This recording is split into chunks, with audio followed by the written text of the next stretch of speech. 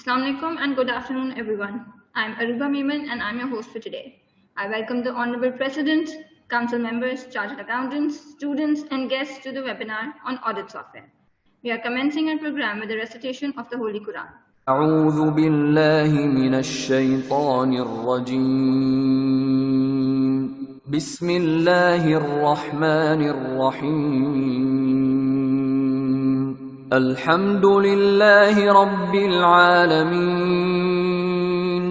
الرحمن الرحيم مالك يوم الدين إياك نعبد وإياك نستعين اهدنا الصراط المستقيم صراط الذين أنعمت عليهم غير المغضوب عليهم ولا الضالين.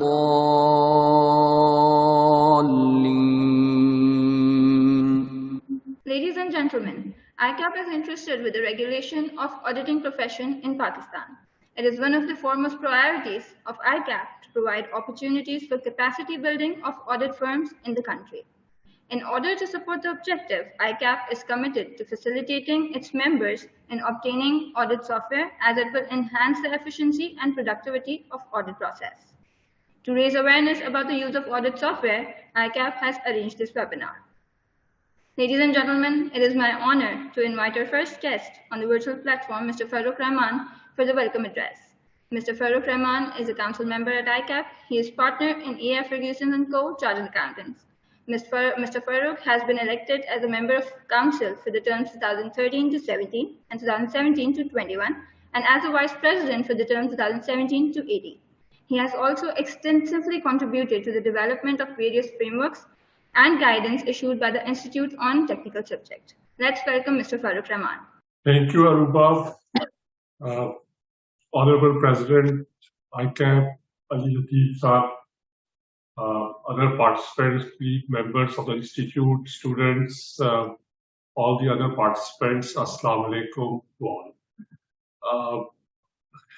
This subject of audit software at the ICAP level, we have been discussing this has been some years where we have been discussing this topic. I personally first got involved in this in 2014.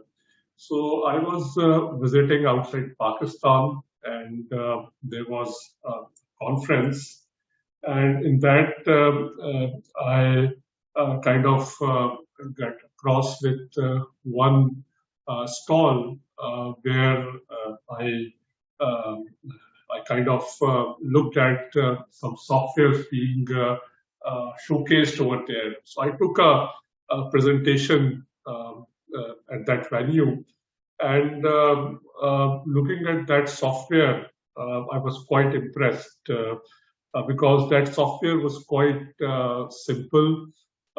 It was meeting the requirements of the international standards on auditing. It was user-friendly. So I came back and we had a discussion at the council, and the decision was to disseminate that information to the larger membership. At that time, the function which was led by Shahid Hussain, he communicated the availability of certain softwares to the wider members of our institute. And since that time, I mean from 2014, the institute has been working around this topic. In the process, our president, Ali Latif Saab, he made significant contribution in introducing the audit software in Pakistan. He had some extensive interaction with software providers around the world, and also software was kind of communicated to the members to have a look at it and have that subscribed or implemented in Pakistan. But for one or the other reason, the firms were not able to implement full-scale audit software in Pakistan at a wider scale. already the larger firms in Pakistan, they have their audit softwares. Basically, the softwares are those which are used internationally by their affiliated firms. But to have this in Pakistan on a wider scale, and particularly in terms of when we see the current environment in Pakistan and around the world, but there has been a very significant focus on the quality of audit. Every second day you may be observing there has been news coming that this audit regulator in the world of this jurisdiction has levied this kind of a penalty or have censured a particular audit firm. We also look at the situation in Pakistan, and there has been talk about the quality of audit. Audit Oversight Board has been active. SSCP has been much more vigilant. So here also we are observing a regulatory activism. But apart from that, whether there has been any activism from regulator or not, we, as part of our obligation as auditors, we are required to carry out our audit in accordance with the requirements of international standards on auditing. If you look at Section 249 of the Companies Act, it clearly states, mandates that audit is to be carried out under the international standards on auditing. And those are international standards on auditing, which are adopted by the Institute of Chartered Accountants of Pakistan. So this is an obligation on all of us to, do our audits and do our audits on a quality parameters which is acceptable to all our stakeholders, not only the clients that we are serving, the shareholders, the members that we are serving, but also the regulatory authorities.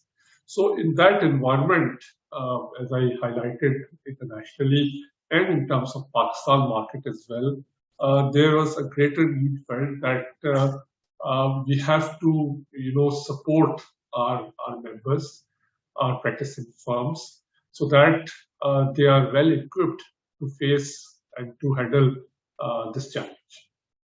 In that respect, we about a year back, almost a year back, we kind of made a task force from the council members, and we looked at a number of options how to proceed on introducing or implementing audit software.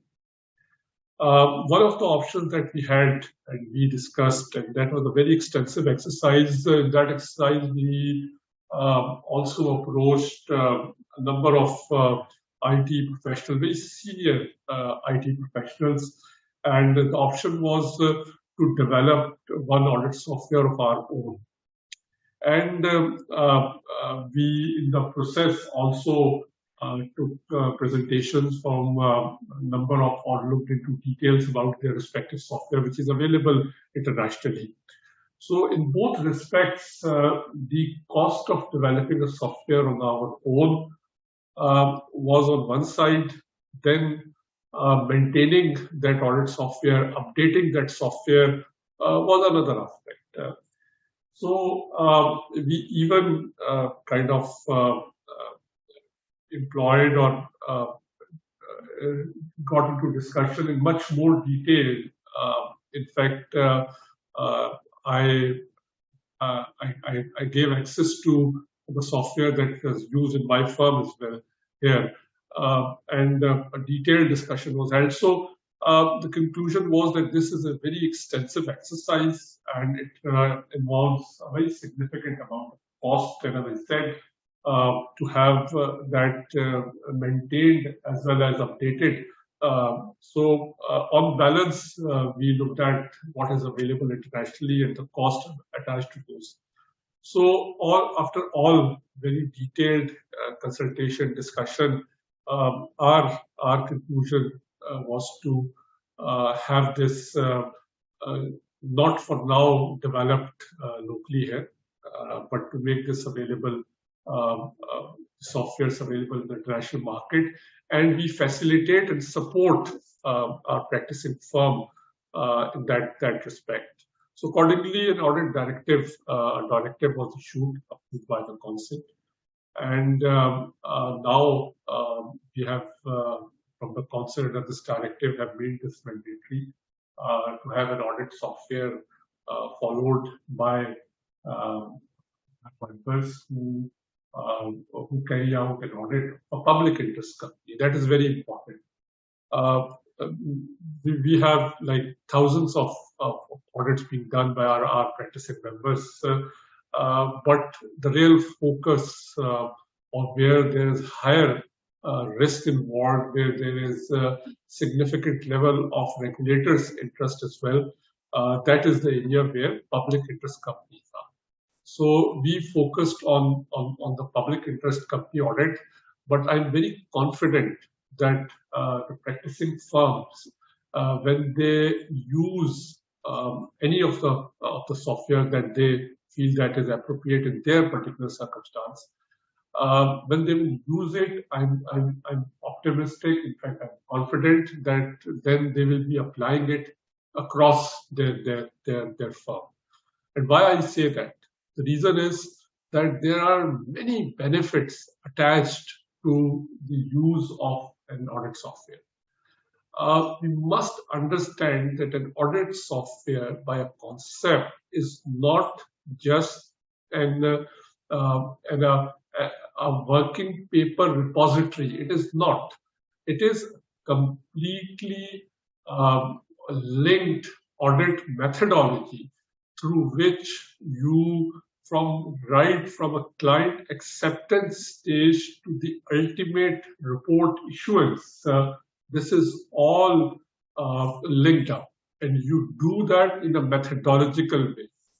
And at the end of the day, what you get a regulatory compliance. And when I say regulatory compliance, that means that our audit is carried out, is conducted in accordance with the requirements of international standards on auditing. Once we are confident that our documentation, all our audit, starting from the planning to the execution to the completion stage, all is done in accordance with the requirements, it is a great comfort for the respective engagement partner. The audit engagement team that is attached to that very audit, they get trained. They get an excitement that now they are using, rather than doing work, manually documenting everything. A number of their audit steps, workflows are facilitated through that software. So, their documentation from the planning stage to the completion stage, they will get a method of recording that, right? We have, in our experience and the software that we have looked at, almost every software contains the audit step that needs to be carried out in accordance with these standards. You have the facility of downloading the trial balance within the software, and through that trial balance, it facilitates production of the financial statement. It facilitates production of the lead schedules.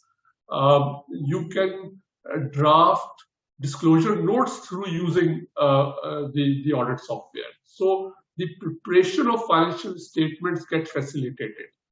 Then when you are doing a specific audit step, you will be guided through the software that these are the required steps that needs to be done in accordance with the auditing standard. So that gets facilitated. Then you can allocate to who is the preparer of that document and who is the reviewer of that document. So 4 eyes concept that gets implemented. The reviewer can write their coaching notes, their review points. You can manage the review points through the use of software.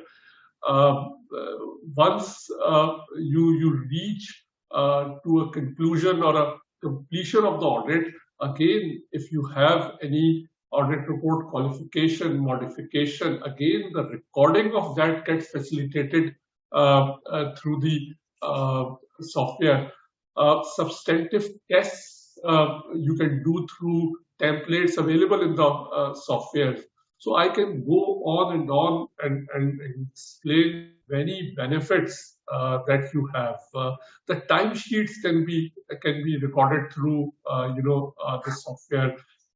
If you have done 1 year audit, you can roll forward it. That means that the previous year, when you go to the next year, number of documentation that you don't need to recreate. You will have the benefit of having the roll forward objective as well. You can copy certain steps from some other audit file as well into your audit. So there are a number of benefits that are associated with actual implementation of an audit software. And lastly, in terms of the team that is working on any particular audit, you will see their enhanced level of understanding of the whole audit process. And on a long-term basis, when you have much more experienced staff within your teams, your quality and reliance on the work being carried out by them will be significantly enhanced.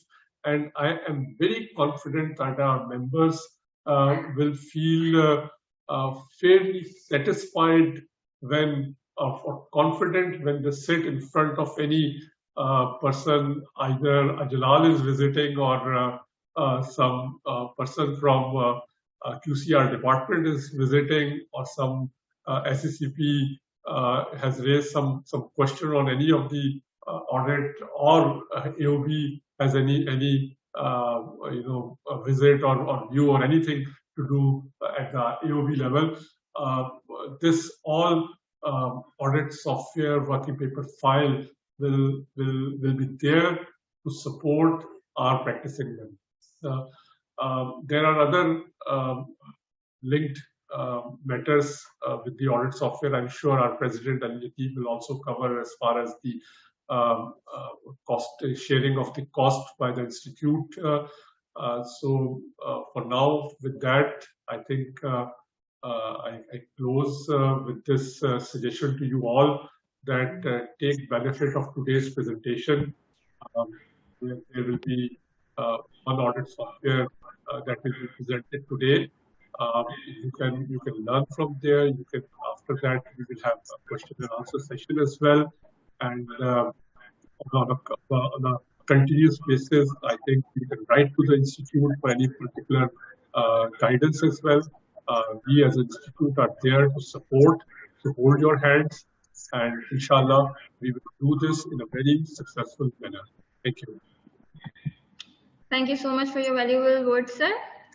Dear participants, it is my privilege to hand over the virtual platform to our Honorable President of ICAP, Mr. Mohammed Ali Latif. Mr. Ali Latif is the President of ICAP, and he has more than 20 years of experience in the accounting and audit profession. And he is the one responsible for managing a wide-ranging portfolio of clients across different economic sectors. He is currently working as a partner in Messrs. Munif Ziadin & Co., Chartered Accountant. Please welcome the President of ICAP, Mr. Mohammed Ali Latif. Thank you. Bismillahirrahmanirrahim. My dear ICAP members, my council members, Farooq Bhai and others, and our distinguished participants, Assalamu alaikum. It is indeed my pleasure to announce that ICAP has achieved a milestone in not only recommending certain audit softwares, but also has reached the milestone for actually helping in supporting its purchase by sharing the costs, which was necessary for the capacity building of our SMP firms. We as auditors all understand the importance of the accuracy apart from the efficiency and transparency that is required in the audit documentation throughout the audit process. This is necessary, especially keeping in view the current regulatory framework of Audit Oversight Board and SCCP. Although certain features of audit software can vary from vendor to vendor, but all audit software do bring the efficiency and the required effectiveness and ensure that quality remains in the audit. Moreover, I think keeping in view the audit software that you'll be having discussion on today, it actually covers most of the applicable audit risks in a quite efficient manner and provides a comprehensive platform for managing all aspects of the audit documentation. There are built-in audit procedures. There's an ability to design financial statements, working papers, along with can definitely ensure that there'll be significant improvements in our audit efficiency and effectiveness, including the streamlining of workflows, enhanced collaborations, and communication. I'm confident that the audit software will be a valuable tool to deliver high quality audit services to your clients. I'm excited to embark on this new chapter in our audit engagements, and I look forward to see that you are able to grasp this opportunity and introduce this audit software in your firms and see the positive impact this software will bring to your work. Thank you for your continued recognition, and no doubt ICAP will always be committed to excellence in audit quality. Thank you. Thank you so much, Honorable President ICAP, for sharing your valuable insights. Dear guests, let's invite Ms. Shreya Sethia. Shreya is qualified chartered accountant with extensive external audit and compliance experience. Prior to joining Smart Audit, she worked with Ernst & Young Singapore and PricewaterhouseCoopers India in the field of external audits. But before I hand over the mic to Shreya, all the participants are kindly requested to mention your questions, if any, in the comment section so that at the end, all of those could be answered by Ms. Shreya. I welcome you, Ms. Shreya. Over to you. Hello, everyone.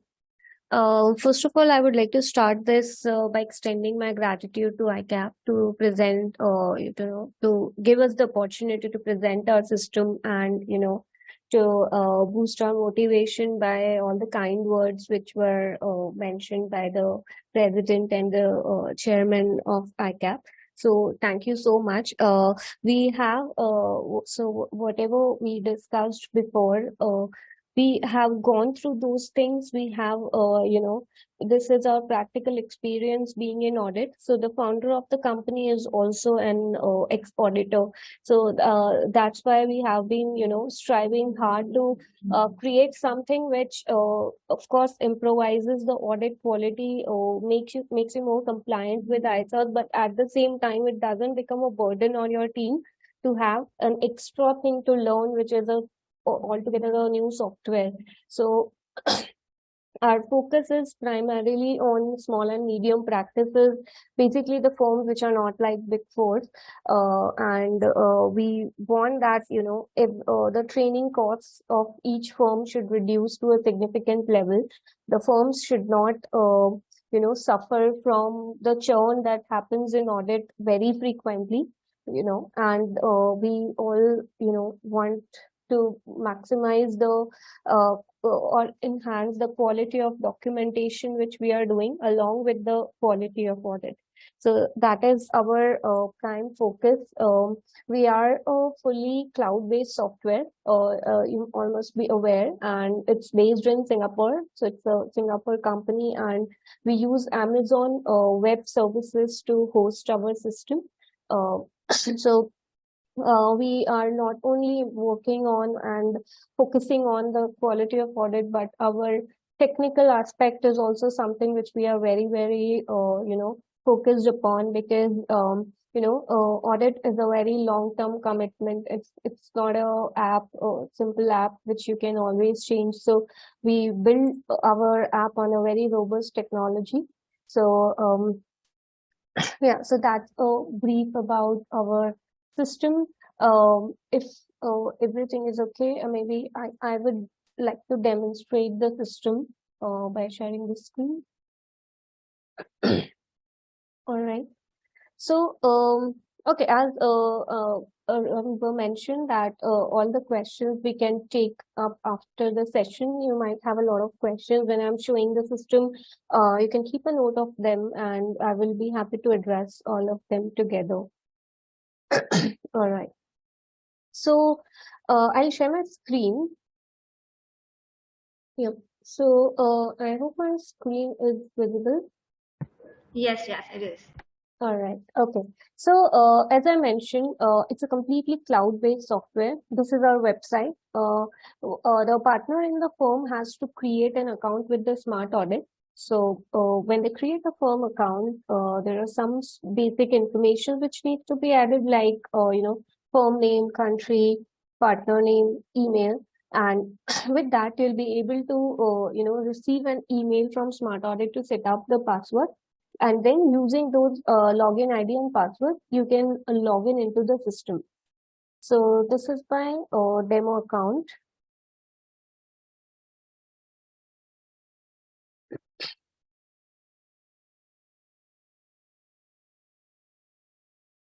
Yeah, so this is how you will log in into the system.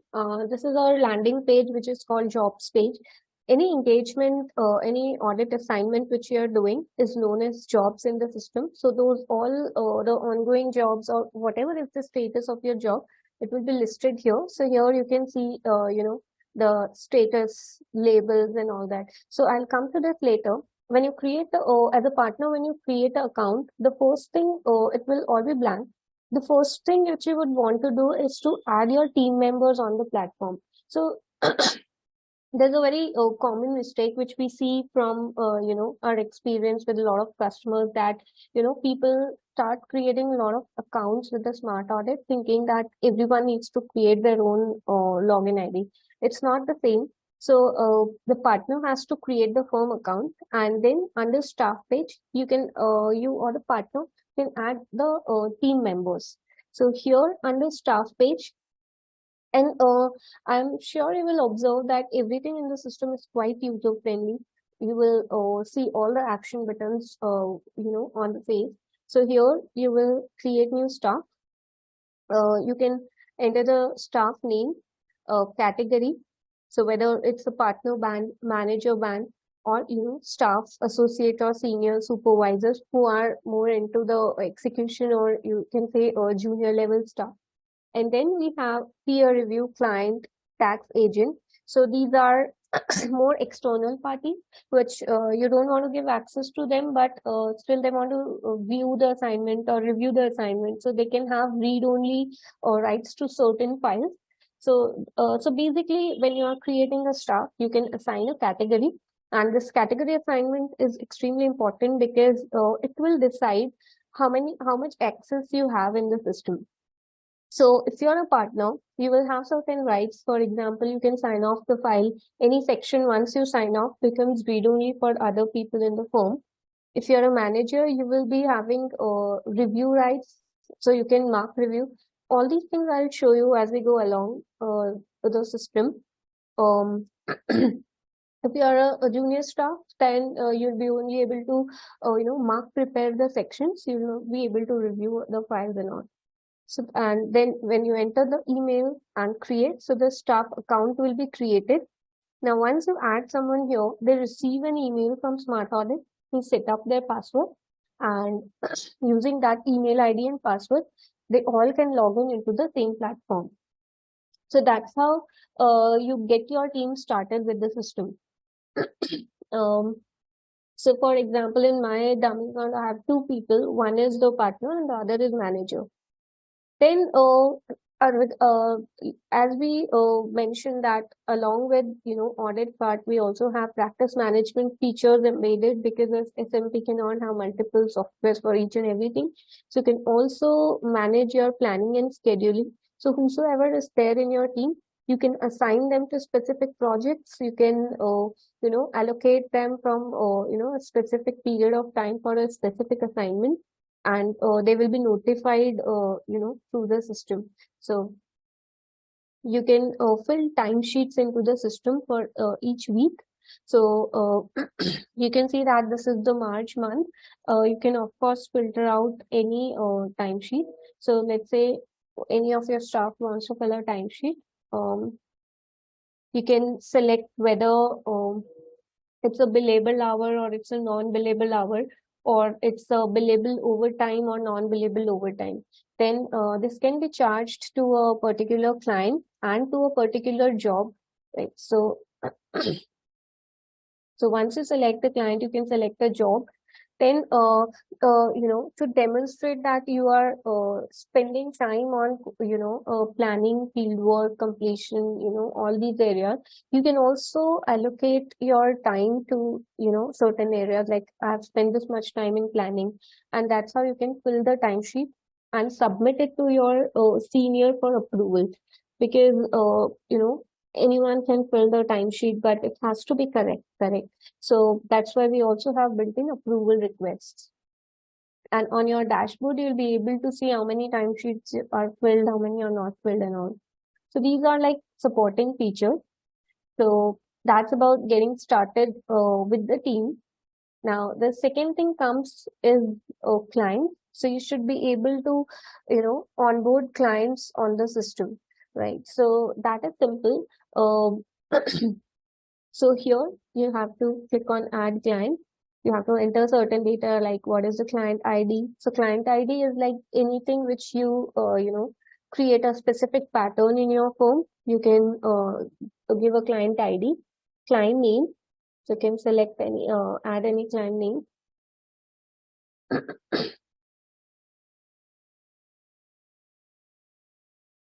Then you have to select the services which you are providing to this client. So there could be multiple, there could be just audit.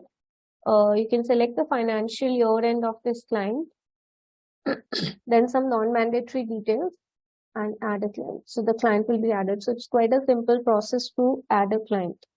Now, before I go inside the client, I would just throw some light on the supporting features surrounding the client. So the partners can manage prospects in the form. So they can create a new prospect, who is so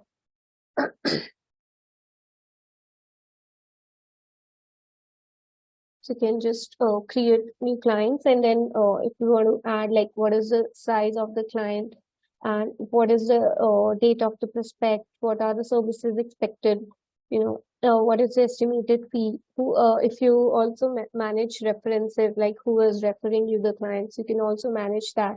When if the next follow-up date you want to follow this client, and whether the KYC or AML screening is done or not for the client. So that's how you can add your prospects, and you can also manage it in a Kanban view. Yeah. And then you can generate certain reports out of the system, which would be like time cost report for each client, each job, anything. Right. So those are the supporting features. So now at this stage, you have your team onboarded. All your team members can log in into the system, and also the client which you want to audit has been added to the system. So now we are ready to set up the client master data. So this is, let's say, my client. So this is the permanent file of the client. So permanent file you can consider as your client master data, which you don't really need to change every year unless until there is a change. But it has to be embedded in each of your audit job, because there might be some changes which happen. So we don't want our client master data to be dumb and to be redundant because it was not updated for like years. So this is the permanent file here, but this gets embedded in each and every job of yours. So first time when you create a client, you can just fill up your permanent file, like what is the type of entity, what industry it is, what is the licensing authority, if any. Nothing is mandatory here. Registration number, when the company was incorporated, where it was incorporated, what all are the applicable standards and regulations, who all are the client contacts. So the major client contacts can be added here. If you want to add some certain information about each client, you can also add other notes here. So you can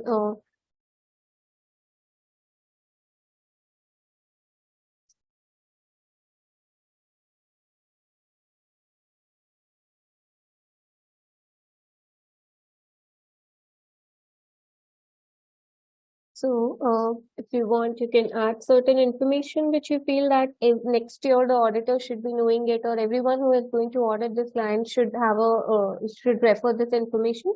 You can add that here. So that's about, particular.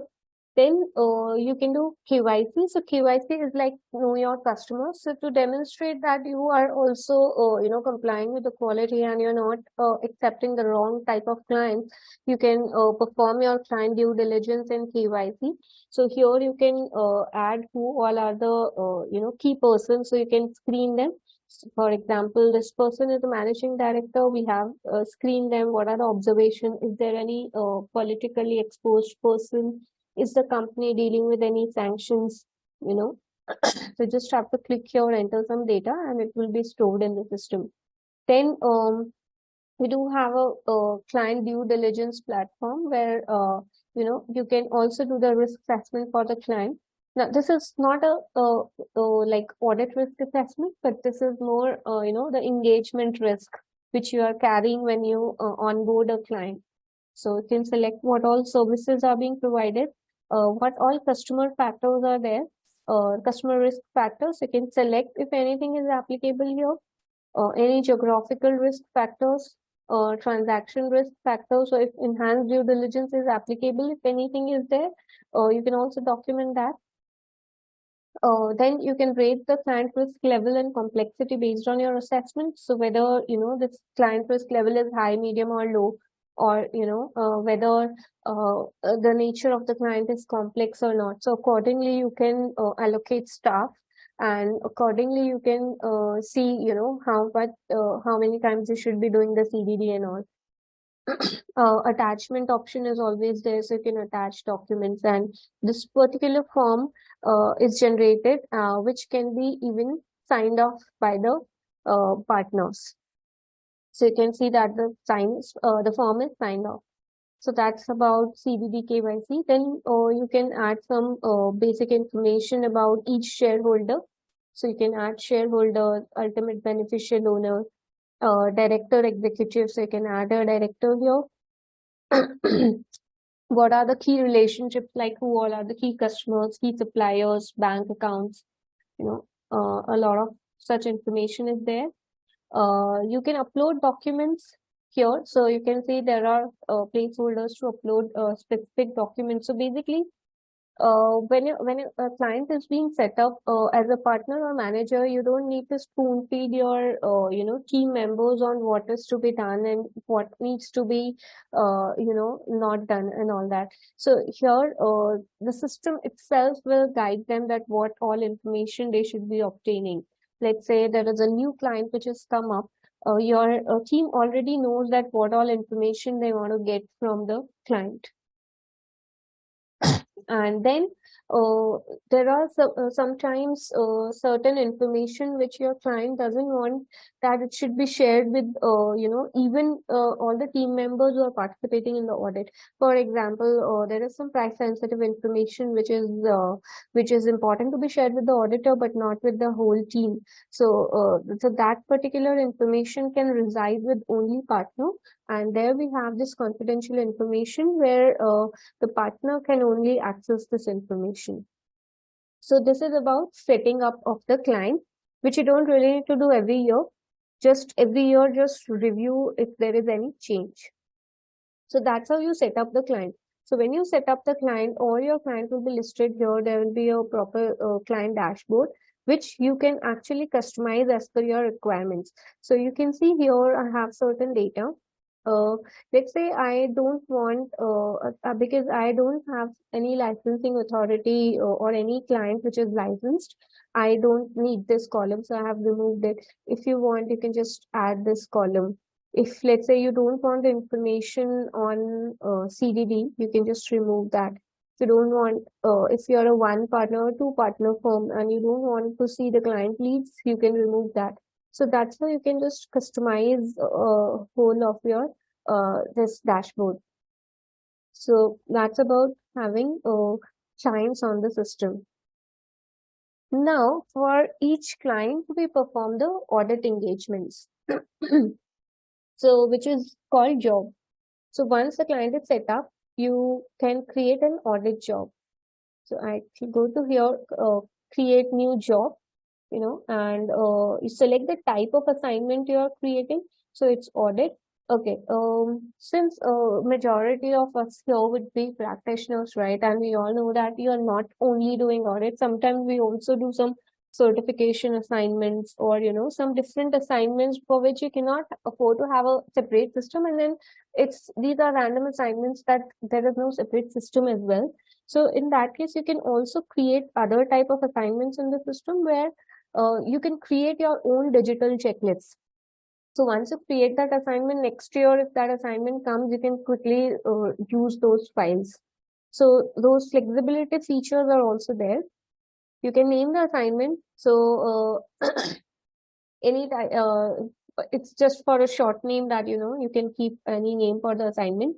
You can select the client. So the client list will come from the client which you have created. So currently I've created 2 clients, so it's coming.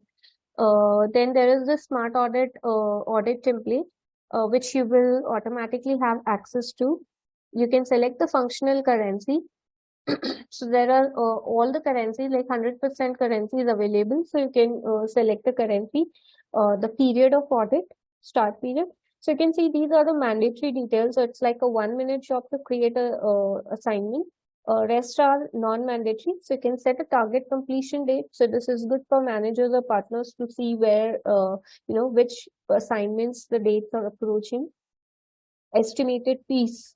Is it a first year of incorporation? So this is just in case if it's a first year of incorporation, the system will not ask you to upload the data for prior year, right? So when you create a file, if you answer this, it will be good, for your team. Now, second is the access to team. Now here, so sorry for that. Under staff page, right, you can add team members, but it doesn't mean that all the assignments or jobs which you have created can be accessed by all the team members. So for each and every audit job which you are creating, you have to give access to the team member. So for example, as I mentioned earlier, that the partner, if you select someone as a partner, then they can have sign off, right? If you select someone at a manager level, they will have review, right?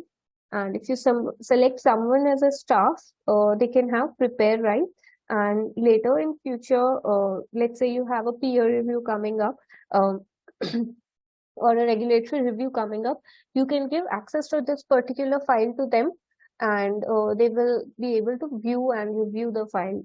They will not be able to see, edit anything in the file. Then report drafting feature. So we generate a report draft template where the team can work on, and it's if you want to use enable drafting, you can enable or disable accordingly, and you can select this template. And you just click on create and your job will be created. So that's how you create any assignment in the system. So I'll go to this assignment which was already created, and you can see that once you create an assignment, the details will be here. You can set a target date. If so whosoever you assign on that particular job, you can see here. So you can see where your team is working on. You can change the status of each job. So it starts from to be started to archived. So archival feature is also there, which I can, show you later. And if you want, you can also set substatus that under in progress also, whether you are under field work, manager review, partner review. So those kind of labels you can put. Then I think this is an interesting feature where you can add remarks. So there might when practically when you're auditing, there might be 10-15 files coming here on your dashboard. So if you want to communicate something to the team members of this job, you can just put it here.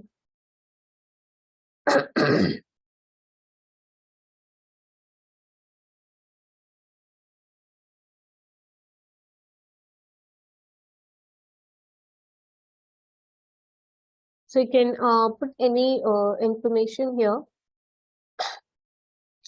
Mhm.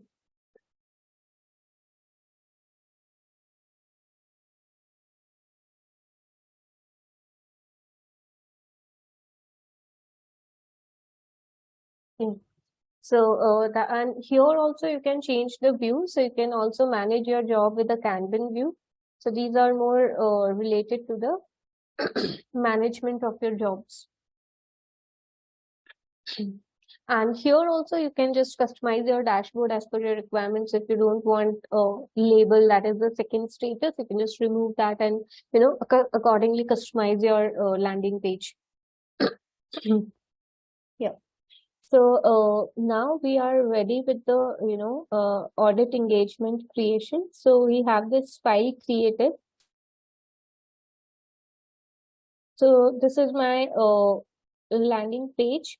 So here you will be able to see what all sections are there in my audit. Here will be the status of each section. So this is prepared, this is reviewed, and this is signed off. So here we start with client acceptance procedure. So what all steps are here will be seen.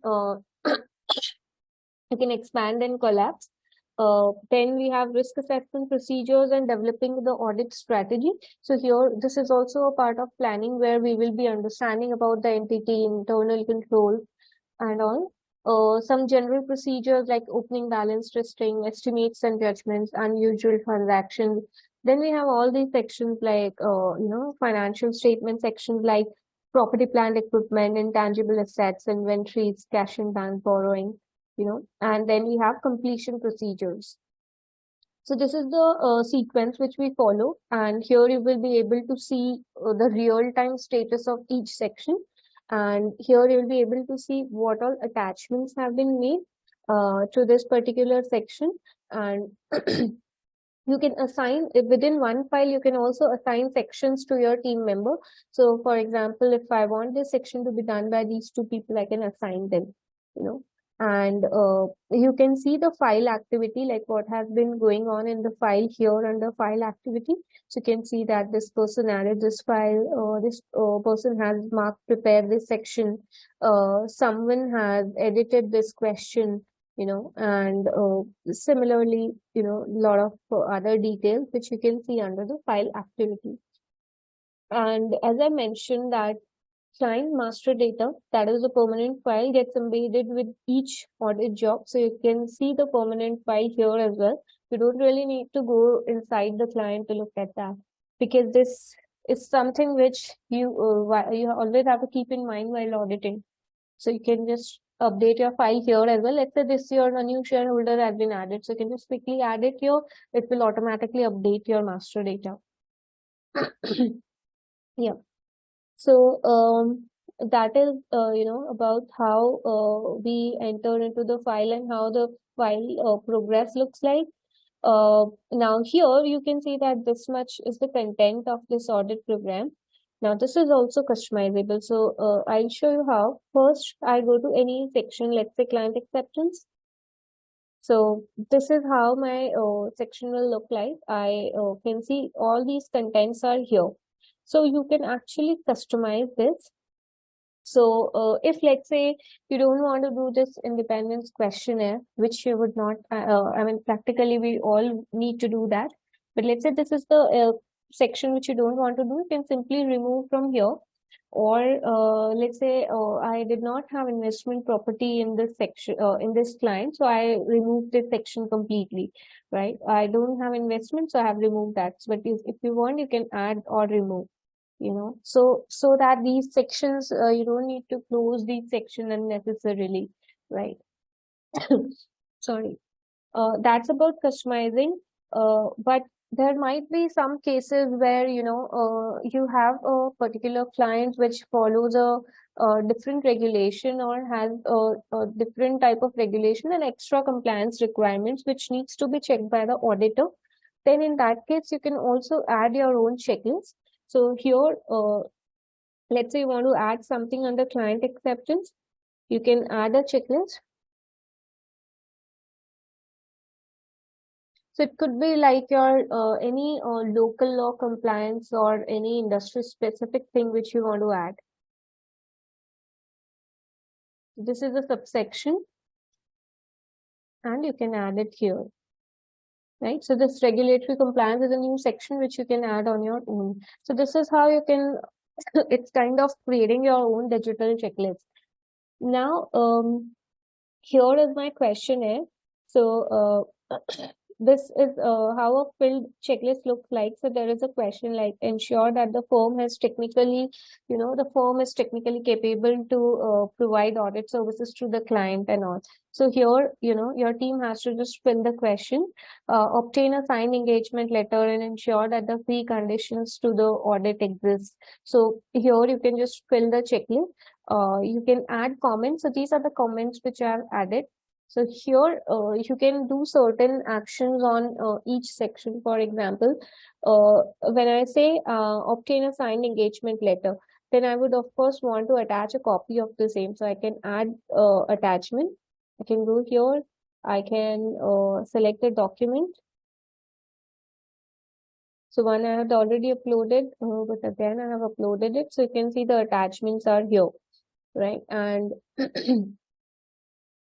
first is adding attachments. So you can add attachment in each and every section at each and every task level. So if you have 4 or 5 tasks here, you can just upload any document with each task. Then second comes, you can see these are yes no type of questionnaire. So you would also want sometimes to add comments, right? So here you can click and add comments. So this is the comment which I have added.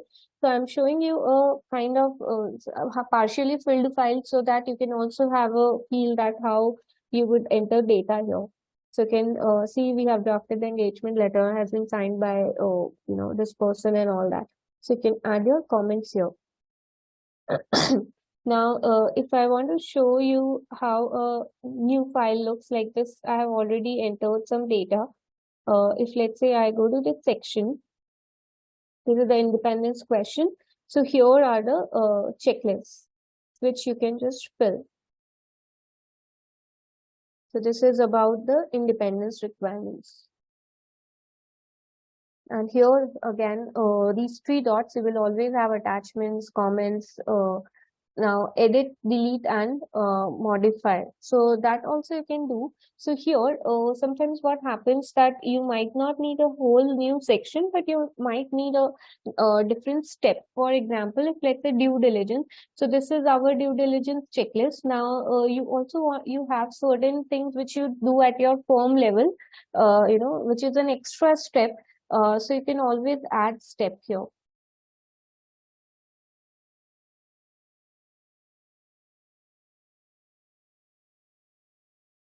So you can see that the step has been added and your team can perform work on that. Now, that is about adding new step, but let's say something is not applicable or something is, not specifically applicable for this particular client, you can actually delete those steps, or you can also edit the steps. So if you want to combine 2 steps, you can just edit the steps. But in that case, we definitely need a control that, all your team members, no one should be deleting the steps which are really required, right? How a manager partner can have a control over it. So when you delete something, the system highlights it in a way that you can easily know that something has been deleted. So that's how, you can manage how, you can actually customize your audit program. At the same time, you don't lose a control over doing all the important steps. So that's how any section is done. If I go to client acceptance, it has engagement terms, due diligence, or whether there is any change in appointment during the year. If no, it's not applicable. If let's say whether your firm is technically capable or not to deliver this assignment, right? Independence requirements, meeting minutes. So every time you have to conduct an initial meeting with the client, you can document your minutes. The very good format is given over here, which generally if we are not following a system, everyone will document as per their requirements, right? So there's a standard format here. Who all were the attendees from audit side, client side, what were the matters discussed. So you can document everything here. the system also guides you what all matters should be discussed in the initial meeting. So not only that you can fill it, but it also guides you. For example, even if in an engagement term, there's an information button where your team can see, what actually they are doing here. Right. So that's how you can fill questionnaires. That this is about client acceptance. Once any section is done, your team can mark it prepared. So currently, I'm logged in as a partner. So uh, here, let's say I have completed this section, so I can just go and mark it prepared, and the manager can come and review. So the person who can sign off can do review and prepare also, and the person who can review can prepare also, but the vice versa is not possible. So I can do all the three in this case. Right now, when you go to home page, you will see the real-time progress update. So wherever you're sitting, like if you have multi-locational offices and all, Smart Order will, like the system will help you to collaborate with all the files together. And you can see the attachments which I made are appearing here.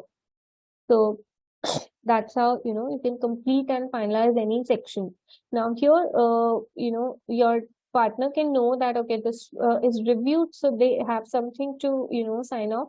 So they can just go here and sign it off. Now, if you have a second level partner review or for certain assignments, if you have quality review partner, you can also have a second sign off, which is second partner, right? Now here you can see that once I sign off the file as a partner, it gets logged for editing. So again, there is a control that if the partner has marked something as signed off, the partner manager does not need to worry about something which has been changed. So sometimes we have practically seen it that while closing the file or finalizing the file, the partner sometimes has to go through the file again to have a quick scan that something has not been changed. So now they don't need to worry about after they have signed off any section. Now, that is about system checklists. Now, as I mentioned that you can also add your own checklist. Now, that's a very easy process. So what you can do is, let's say, we can name this particular tab and say whether you want to use this particular checklist or like a yes no kind of checklist, or you want a descriptive format checklist where the person has to write subjective answers. So you can select that and go. Now you can just upload all your questions. So I'm focusing on this one because this can also help you create your own assignments which are not audit. But let's say if you have a financial due diligence assignment or any certification assignment coming up, you can just create your own sections and upload a checklist, and you will have a digital checklist with all the features of review points, client collaboration, and all. So this is the template which I downloaded. So here you can just, let's say, these are my questions. You can simply copy paste your checklist, right? And just save it on your computer and upload that. So clear instructions are given here on the screen itself.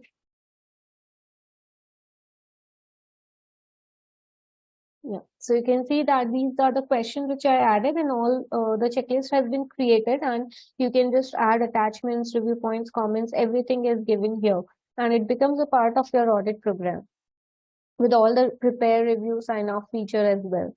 So that's how you can, customize your audit program. Yeah, so that's about client acceptance procedure.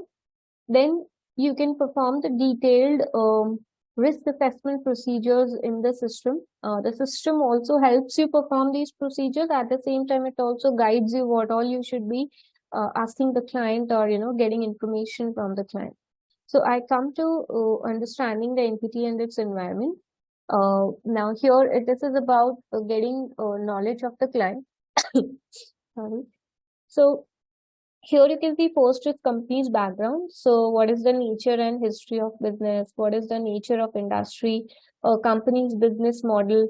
And then there is a checklist for all the risk factors which could be possible relating to the background. So it is possible that you might not want to do this detail.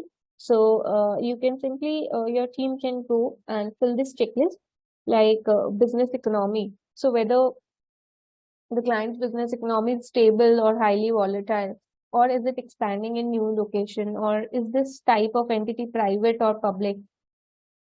So your team can answer these questions, and the system will give you what all are the high risk factors in this client, medium risk factors, and low risk factors. So this is about the background. Then what is the ownership structure, ownership and governance? So you can see that we have designed a checklist as per its requirement, like wherever we feel that yes, no would be better, because mostly will be like accepting the client, then it's a yes no checklist. And wherever it's more descriptive of nature, we have automatically given you the checklist where you can enter your responses. So here you can see that this is the sample response which I have added.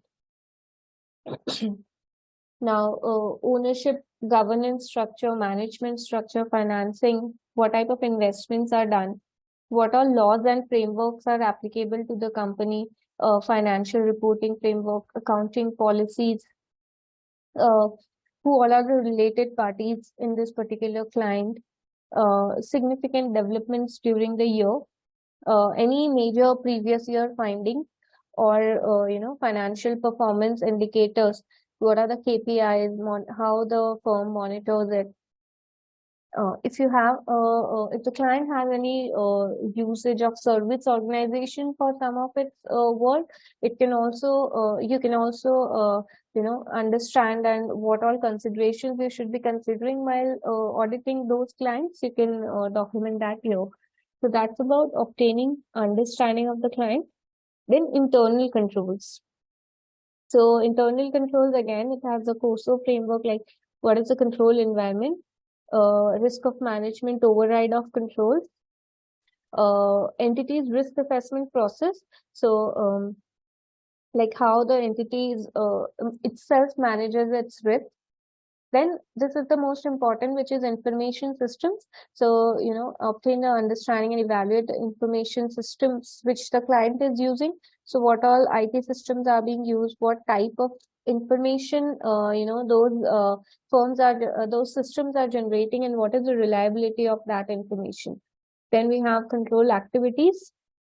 So here, why I'm focusing here up till this tab is because anything which is related to a particular section, or and not the whole job, you will see that the system has given relevant links. For example, control environment will be an overall environment of the client, but when it comes to control activity, it will affect each section, or each process, or each financial statement line item also. So here you can see that if, let's say, I go to I want to do the process understanding of cash in bank, I click here, and I will be coming to cash in bank, developing audit approach, which is the first step is process flow, right? So we have it here, like what is the process. So I can write the process flow description here, business cycle here, like what under what class it falls. It could be treasury, or it could be anything, right? So here, I can document the whole process flow. And if required, I can also do the design test. So I can describe my walkthrough procedures, and what transactions I have taken as a sample for design test. So I come to this audit approach, and I can go back to B2 where I was doing this control activity. So I do it for each and every process. Then I come to risk assessment, because I know I have obtained the knowledge about the entity, and I have also obtained the knowledge about internal control. So now I know the risk levels. So here, you can see that under B1, B2, we have certain risk factors which the system, guides you that, okay, whether your environment is volatile or not, and all of those things.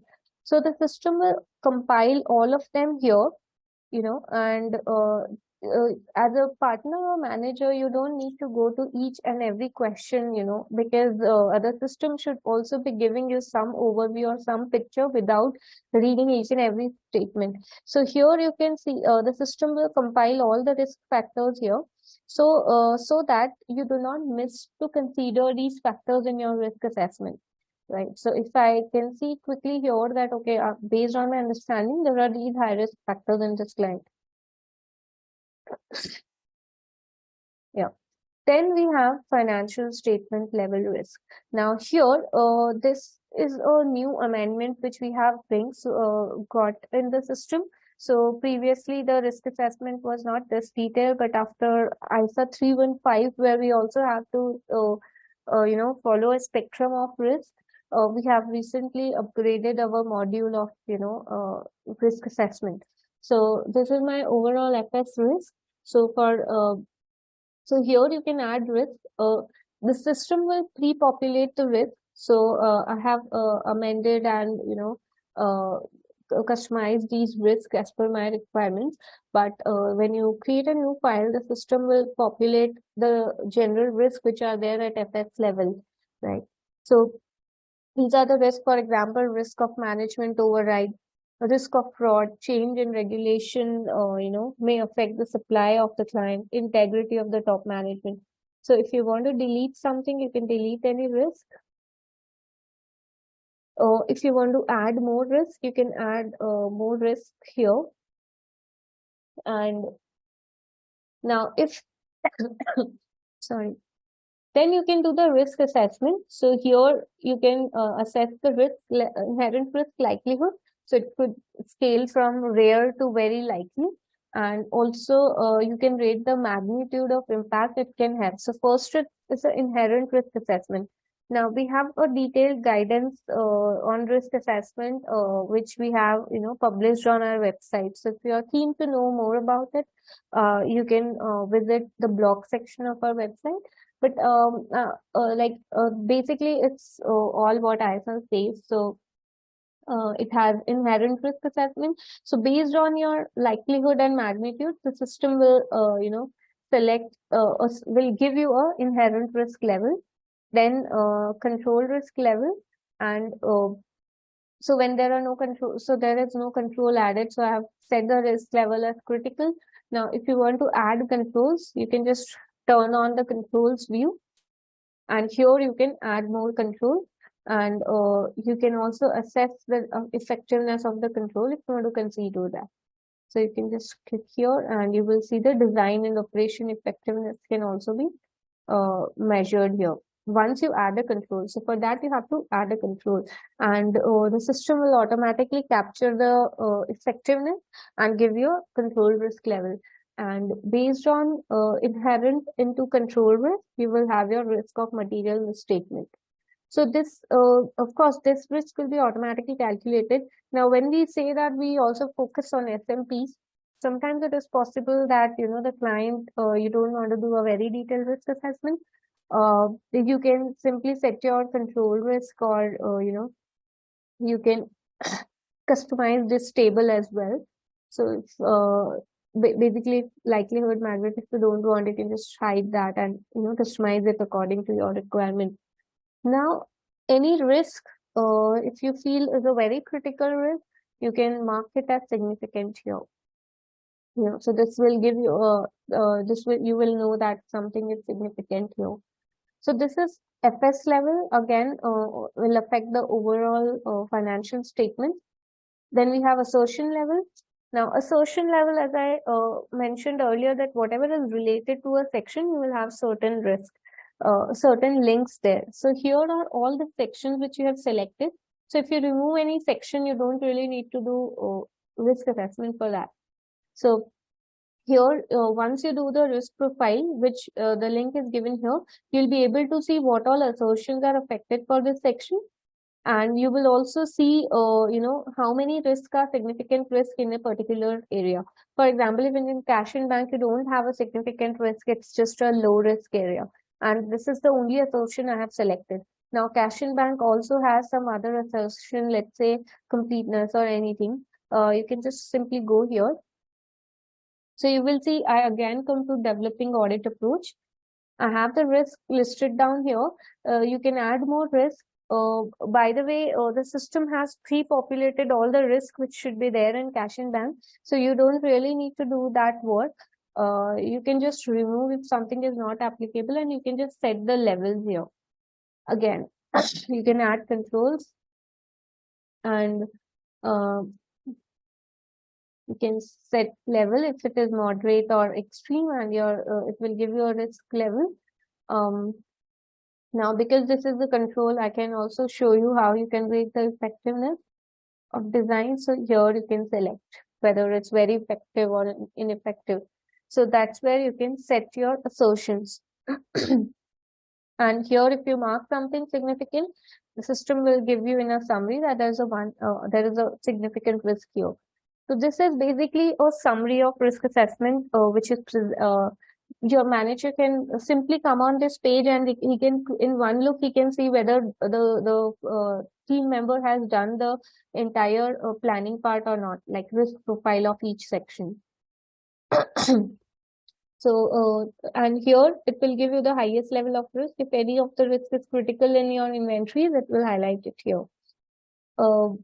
Then some other things are there which can help you. Risk assessment is preliminary analytical review and ratio analytics and all that. So the system will do that. For that, we need to upload the management TB. And also when we come to materiality, we want our trial balance to be uploaded. So as and when you receive the management TB, you can upload it into the system.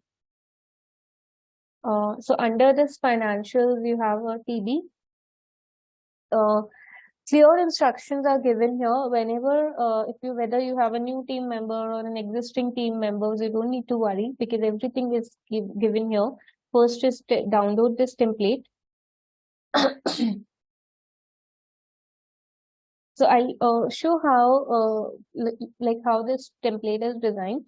It's a very simple template with a very bare minimum details, like what is the account code, account name, current period closing numbers, and previous period closing number. So what you have to do is just copy paste this management TB onto this template and upload this. So in case you don't have account code, for example, there are some softwares which do not generate account code. You can simply put 1, 2, 3, 4, 5 here and save this TB. So I have one TB saved. I will upload that. So I'll just click on upload.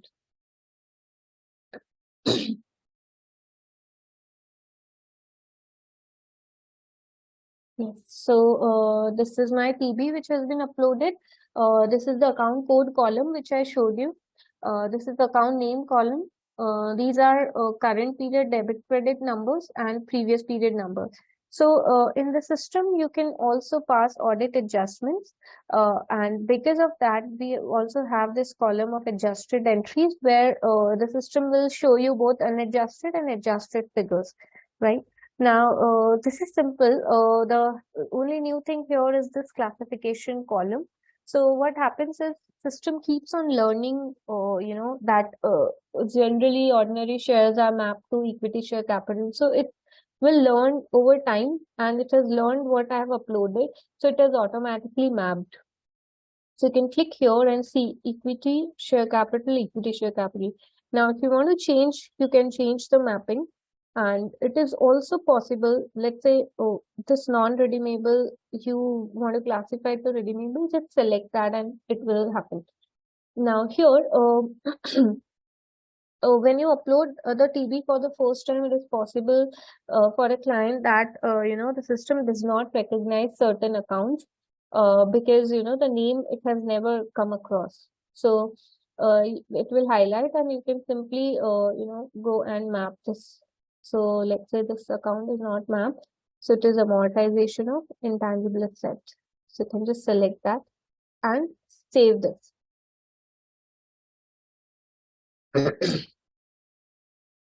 So we save the TB. Once you save the TB, I will show what all things will be automated.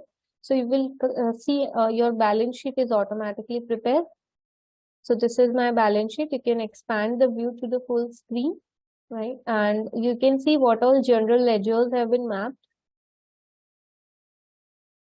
right? So you can see here, sorry.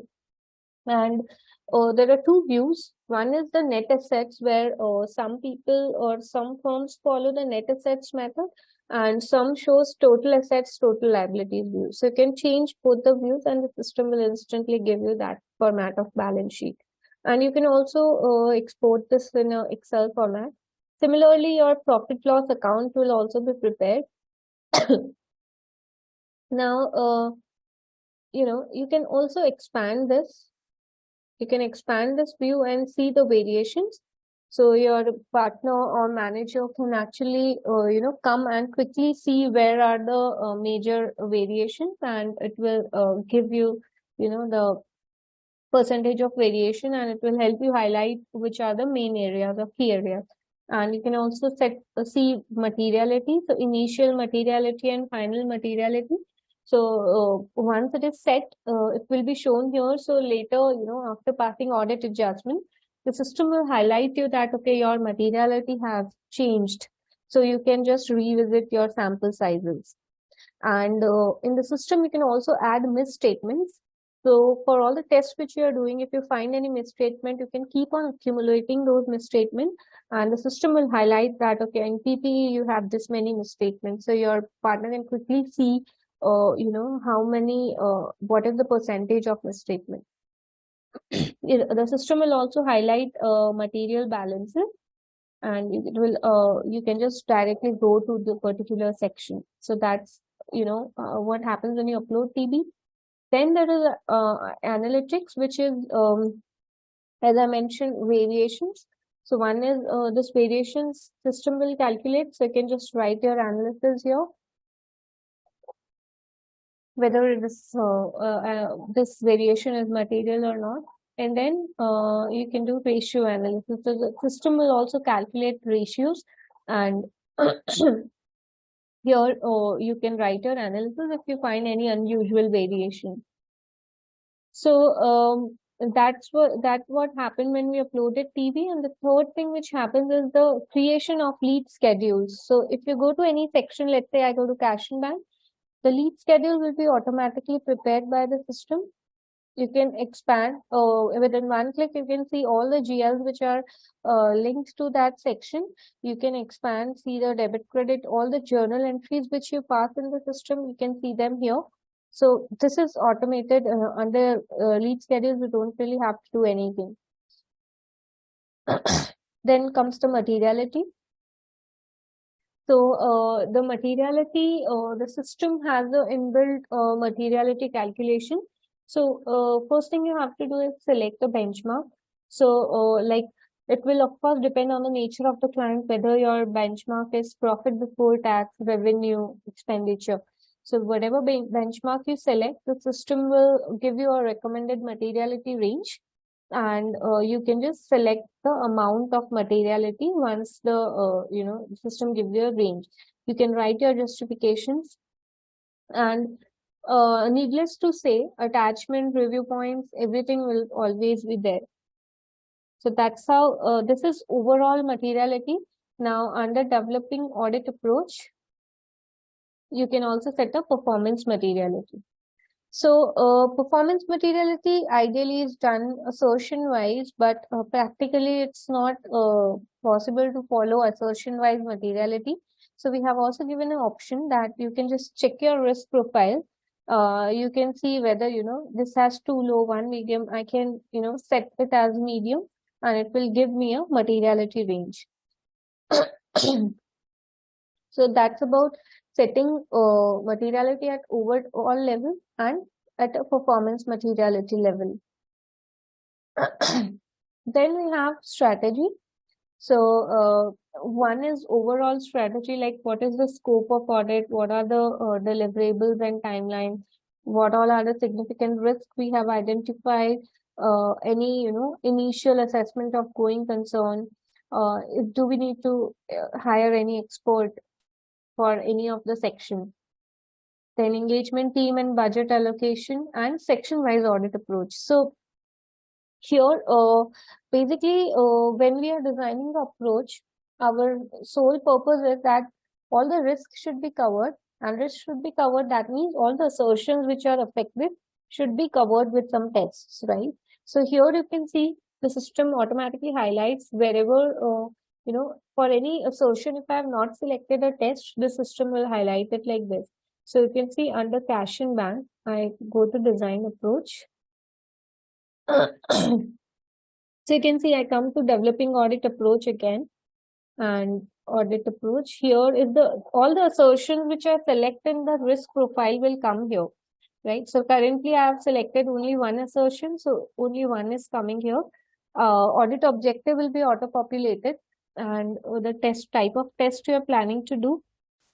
And here is a list of all the possible tests which can be done for cash and bank. And you can select, let's say, existence occurrence, you want bank confirmation, you want to do, let's say, foreign currency translation or physical cash. Any test you can select. If you have multiple assertions, you can also map different tests to same test to different assertion. And if you are doing test of control, you can select that other test. You can add your own tests also. If it's very industry specific or region specific test, you can select and perform the test. So I select the test here. Now when I show you the audit strategy, you will see that now the system will not highlight. So you can see that now I have the system itself is showing that how many sections I have designed the approach and how many I have not designed. Now, if you as a manager partner wants to quickly review it, just open it and you will see here what all tests I have selected for each assertion. Now, the whole risk assessment and strategy planning which we did was, you don't really need to do it every year. Every year you just have to see.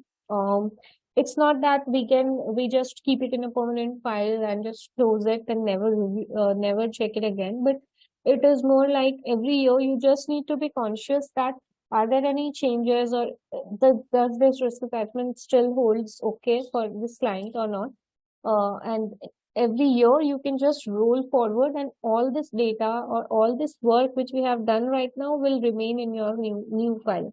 So it is actually not a every year task, but you can just roll forward your files and use this work.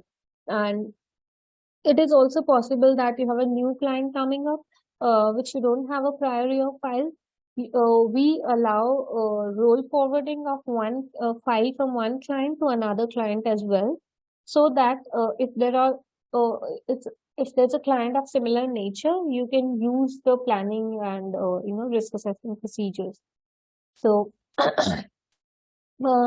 this as I mentioned, like this is how you can improvise your efficiency by roll forwarding the file, and all this data will be automatically got in automatically added in your new file. Then we have engagement team meeting. So you can fill the sections over here. What generally matters should be discussed in the engagement team meeting. We have already populated so that your team can quickly fill it. Now, that's about risk assessment and planning. So we have client acceptance procedures, risk assessment procedures already done. And we now have a strategy. So at this point, your team would know that what all tests they have to do, right? So if let's say we were doing cash and bank, if I expand this section, this is lead schedule. So this has like this is fully automated. As I mentioned, when you upload the TB, it will automatically be prepared. Then we have developing audit approach, which we already do along with B section, like risk assessment, where we have process flow, risk profile, performance materiality, and audit approach. Then, when we come to fieldwork, we can directly come to the third section where the system will design your fieldwork based on your audit strategy. So if you have we have selected these three tests. So only these three tests are coming here. The system will guide you what are the general steps you should be doing for cash and bank, like what all you should be obtaining from the client. Uh, the list is given here so that if something the client does not provide, you can at least recheck with the client that why have you not given this. So let's say fixed deposit register they have not provided. So the system will help you what all ideal documents should be obtained from the client. You can fill this. Then some general steps like what is the client accounting policies, does the client follow authorizations and all that. Then any test format I will show you. So each test will follow a specific format which is similar. So if let's say I go to bank confirmation test, the first will be the sampling part. So the system has a pre-built inbuilt sample size calculator. We have recently launched this, and so we don't force the user to use our system size sample size calculator. If you are already using something, or if you're already doing 100%, you can simply put your population amount, transactions, method, and all these, and you can perform the test. If you want to use, there is a good sample size calculator which covers your risk levels, which covers your materiality, which will ensure that all your key items are considered in the sample. So let's say this is my sample size.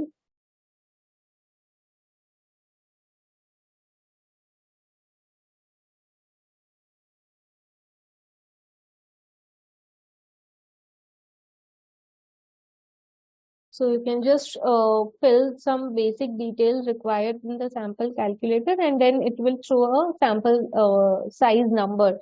Now, again, if you are not using simple system sample size, you can simply put your sample number here, right? And here also we get three types. Like one is whether you're only doing TOD, then your sample size needs to be higher. If you combine your test of detail with substantive analytical procedure, then it will be a slightly lower. And if you also combine it with test of control, then it will be even more lower. So that's how you can do. And then you can select what sampling method you're using and what is the sample amount. So you can just select that. Let's say, okay, I'm also doing SAP, that is analytical procedure. And this is my, let's say, sample amount. So the system will summarize it here, and it will also guide me that, okay, this is the assertion which I'm covering, and the assertion level is medium. So that this will be taken care in your sample size calculation automatically by the system. Now, first is how many samples I have to do. Then the second part is test steps, like what all I have to do. It's not just sending a letter and getting and keeping it in the file, right? We have certain steps to be checked for confirmation. So all those test steps are given here in detail. Your team can fill it. So this serves as a guidance to your team member, as well as this also serves as a work done documentation, which we generally miss to update, or which is our major task while doing the field work, like documenting each and everything which we have done. So you don't need to do all those things. You just need to tick yes, at the same time ensuring that you have covered all the major steps. So then we have test steps, and then we have test documentation, which is this is actually a substantive test format, documentation format, which will ensure that you are covering all the important details while testing confirmation. So it's like, what is the name of the bank, account number, what is the type of account, what was the balance as per books at the year end, when was the confirmation sent, whether it's received. If it's not received, have you done alternative procedures? if there is any difference between confirmation amount and books amount, or whether you have obtained a reconciliation and have you obtained, explanations on reconciliation item. So that way, the ideal documentation format is given, and it will help you also standardize your, field work across the firm. Now, as I mentioned earlier, that you can also, uh, document misstatements. So for each test, whosoever in your team is doing, if let's say I'm doing bank confirmation and I found a misstatement, I can document that. So you can select that, okay, this misstatement is to cash in bank area. The misstatement is inaccuracy in data, whether it's qualitative or quantitative. And let's say there was a difference of 5,000 debit in the cash in bank, which I found. The, let's say, 500,000 reconciliation, I could not find justification. You can write your remarks like what is the misstatement, and whether it's a current year or misstatement, or it is a clearly trivial thing. So you can just mark and save. So that's how you can do every test in the system. So we do bank confirmation, foreign currency translation. So again, all the test steps and the documentation format is given, physical cash count. So your team can keep on accumulating the misstatements. Then after the field work is done, we also have this disclosure note embedded in a section. So I'm sure you might be wondering that it is done at the time of reporting when you are done with the audit, but we have embedded it in between so that your team member who is actually working on the fieldwork also knows that what is going to be my final deliverable and how my section note is going to look like, which is actually the final deliverable rather than the fieldwork to the client, right? So this will also help ensure that they obtain the relevant information from the client, which might not be quantitative but qualitative because it needs to be disclosed. So if I this is the basic note system will try to prepare. So basically the system will give you a draft template as much as it can obtain from TB, it will obtain, and then you can perform the workings. For example, let's say your client also has foreign currency balances. So you can you can select that, okay, there are foreign currency balances, so they need to upload, they need to add a note for that. Now here you can just fill the breakup of currency, and if you want to make a further breakup, you can do that here, right, and save it. So you can see that the note is prepared.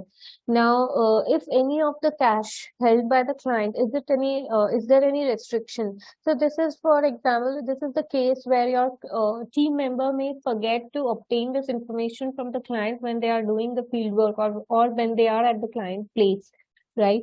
So that's where, having these notes at this level will help you avoid a lot of last minute information problems. So you can just fill, like, let's say the restricted cash is held by government. So the note will be prepared. Any additional note which you want to add, you can also keep, you can add here also. Right, so that's how you can prepare or create a draft of your notes so that a report drafting time and quality is not compromised because we are doing it at the end of the assignment in very restricted hours. Now this is a fully customizable where you can add more text, you can add more tables and all, right? So that's how you can design your notes. Then comes the conclusion part. Now, conclusion has two things. One is where there's a confirmation that, okay, no exceptions have been noted. The work has been performed as per plan. the client has obtained that you have obtained sufficient appropriate audit evidence and all that. So this is a simple part. Now the key part here is that in the field work, I might have accumulated a lot of misstatements, which may not be material or which may not be very critical when seen as one misstatement, but together it could be.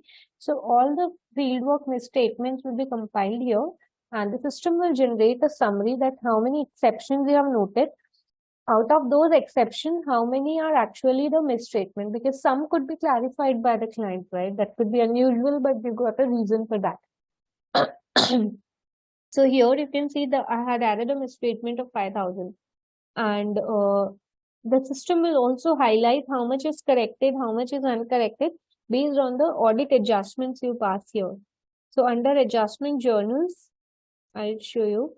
You can actually pass. So you can come to financials, adjustment journals. So you add a journal, and then there are two types which you can say, like one is you want to adjust in TB, and the other is you do not want to adjust in TB. But a prime reason could be that the client is not agreeing to it, or it's so trivial that the client says that there is we don't feel the need to pass it, right? But you surely need to record it because that's your finding, right? So here you can add a journal. Then you select the type. So as I have mentioned that I want to adjust in TB, so it will accordingly give me the type, for example, whether it's an audit adjustment or corrected misstatement, which is, or you want corrected reclassification entry, or it's just a TB adjustment that the client has passed an adjustment entry after they have provided you the TB, right? So that's why, you just want to adjust that in the TB through an adjustment journal. So you can pass all. So if you pass something as a TB adjustment, it won't be considered as a misstatement. So let's say I say it's a corrected audit adjustment.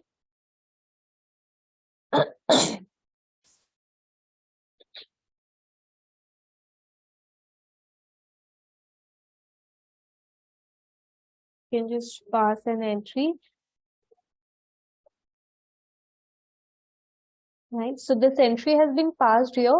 You can take a printout into PDF or document for adjusted, unadjusted, all type of journal, and you can actually send it to client for signature, right? Or confirmation also. So you can take a print of it.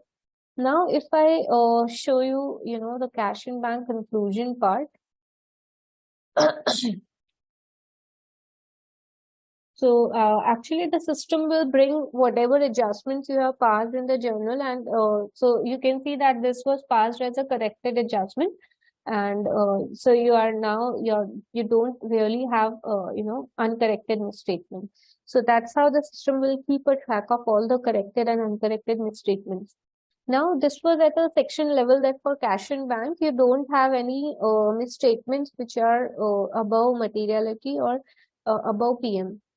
Right here, but for you have like 7-8 sections, and you can't manually compile. So we do have this completion procedure. So completion procedure will have first with subsequent event understanding, or what is the process by which firm identifies and what all you should be checking to know that there is a subsequent event or not, right? Then some general completion stages like significant development during the audit, going concern, right? So what how you want to reassess the going concern if there is any change, reassessment of preliminary procedure. So the independent, if it was a long period audit, it is possible that some people may not have interest at the time of starting of the audit, but later they generate the interest, right? So independence is affected. Then reassessment of materiality. So you can, if you feel that okay, you have passed audit adjustment and it is possible that the materiality needs to be reassessed, you can just turn it on, right? Otherwise the system will not reassess. So you can just go here and you will see that there is a separate tab for materiality reassessment. that is final materiality. So that was the general thing. I was showing you how the system will also give you a misstatement summary at the overall level. So this is under evaluation of misstatement. The system will give you a summary of all the corrected misstatement, uncorrected misstatement, and current assets, current liabilities. So wherever you have a misstatement identified, the system will summarize and it will give you a total misstatement number, total uncorrected misstatement numbers, which so that it will ensure that you're not exceeding misstatements above materiality or above certain level. Then some closing meeting minutes. So meetings with the management, internal team meetings. So again, the minutes format is given. Then what are the audit report considerations? Final deliverables. So final deliverable is your final audit report, letter of representation, management letter. Then audit highlights, reappointment checklist. So that's how you have completion procedure, and each section will every section will follow the same sequence, like lead schedule, then what is your audit approach, what is your field work, like what all tests you have done, how many samples you have done, how does your disclosure note look like, and how many misstatements you have identified. So that's how each each section audit will go on. Yeah. So again, the real-time status is updated here. Now, I have done this section, or I have prepared this section. My manager comes to review this section, right? While reviewing, they feel that there is something missing, or they want to clarify something. They can add or raise a review point.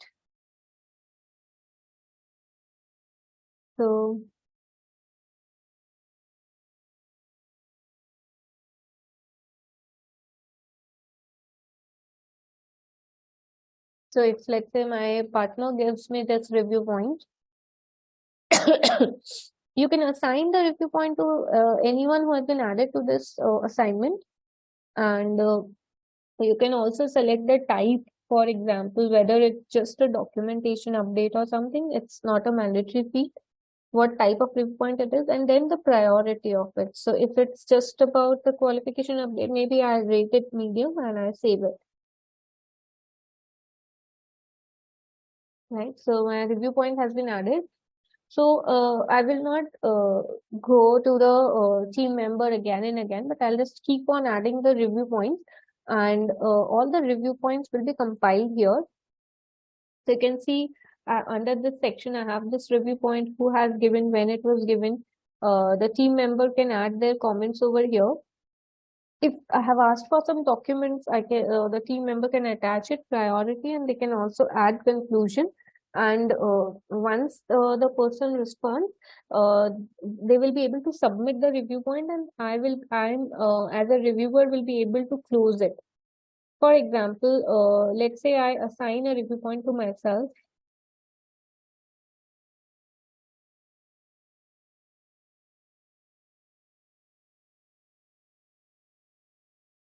Or maybe I'll show you with the key matter. So apart from the review points, the team can also keep on accumulating the key matters which they feel that okay, partner should be knowing about it, or the partner should or the manager should compile all of them together, so that all the important points are together.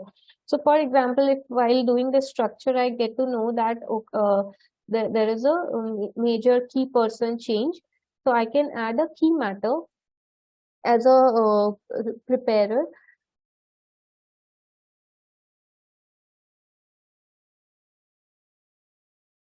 Let's say the director has resigned after 31st March, which is a very important information. So if I don't want it to be getting merged with, and it's the type is significant update, right? And the priority is critical. So I can add a key matter here. I don't want that this key matter should get mixed with all the text which I am typing. So here, see, you can see that the key matter is here.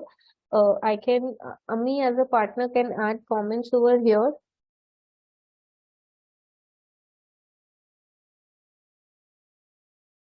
So they can write or they can guide the team member on what action to be taken here. And I can also upload some documents and I can then conclude that, okay, if I got the reason, someone updated it, no action is required, or whether it is something to be included in management letter, or it's a qualification point or difference of opinion, or this is something which you want to refer in next year. So let's say I want to, no action is required, so I can submit, and the reviewer can close this matter. And similarly for review points also, you can close the review points and manage review points here. So here you will be able to see on the dashboard that there is a review point open here, or a key matter. So basically, with this key matter, your manager or your partner can actually go to the meeting and open this page, and then they can discuss all the points. Like write their comments over there. They don't really need to have a meeting conducted before, meeting with the partner. Then that's about review point. Then there is also an important require which we feel, which is client collaboration, on how you exchange information with the client, how you make this process smooth, that the client is giving you information on time, you're able to track everything together. So we have this client portal. You can use this client portal to collaborate with the client, to to collaborate for any queries or data requirements. So you can actually avoid multiple emails by multiple team members. So when I create a request, let's say I was doing cash in bank,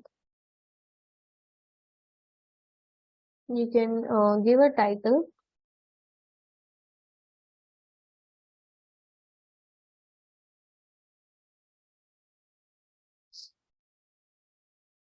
You can also attach some document.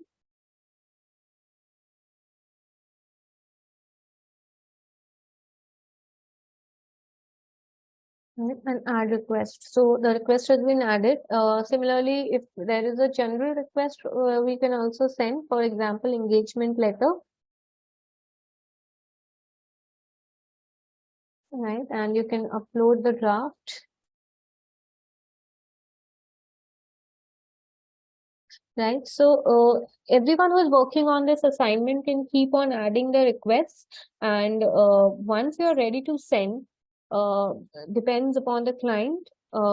If you want to send it every day or once in 2 days, just select the queries which you want to send and click on request client. Enter the recipient email. So I'll send it to myself for now.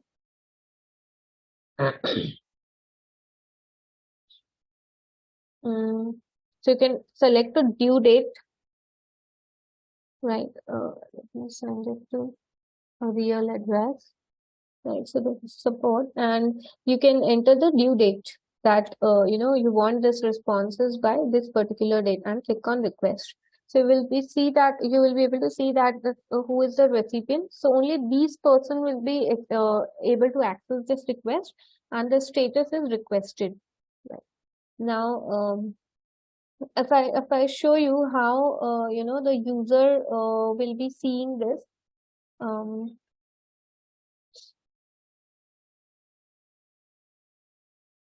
so let me just check if I'm sharing the other screen also.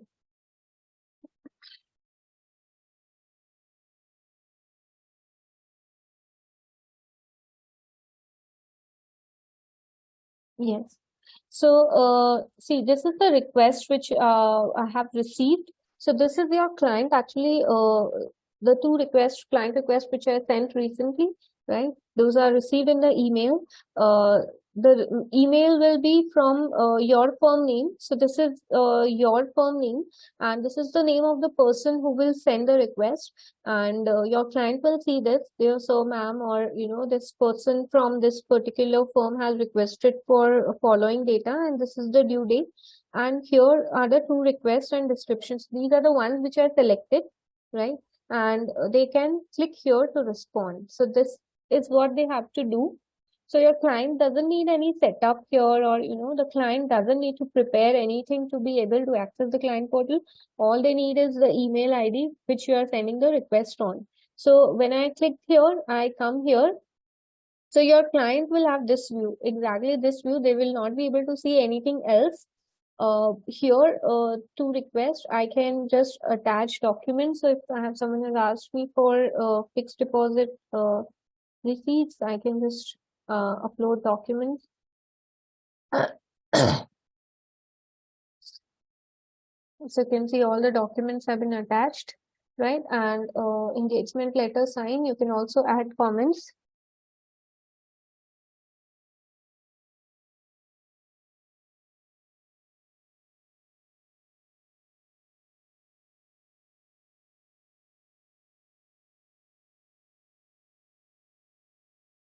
Let's say this is what a client wants to communicate.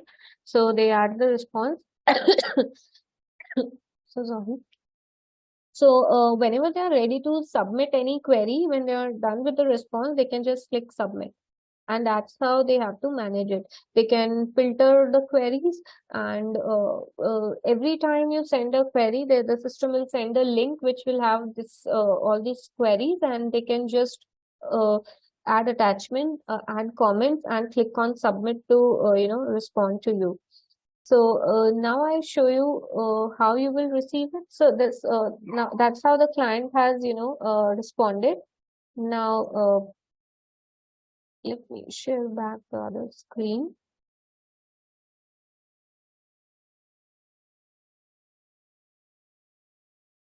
So this is the file I was working on, right? So if I go to the client portal, you will see that the response has been received, right? So because my window is the same window is open, I have not received a notification. If you're working on something else, the system will also show you a notification that you have received responses for this client for this particular query, right? So you can here I have received these responses. I've also received all these files. You can download all the files together. In fact, the system gives you a very systematic folder, each query wise, to view the data. So, for example, this is my customer responses. So this is the fixed deposit query, and these are all the responses which client has sent. Now you can just quickly review the responses and close it. So if, all the closed requests will be coming here, right? So that you can later access the information. And if you're not satisfied with the response, because it's not that the client has given you anything and you just close it and later client is saying that, we have already provided you this. So you have the right to re-request if something is not okay. So you can just write your reason for re-request.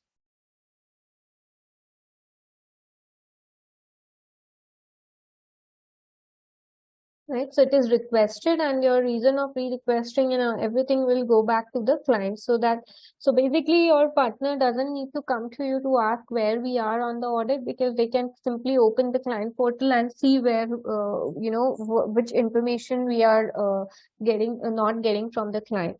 So that's how you can manage the client portal. Then we have attachment.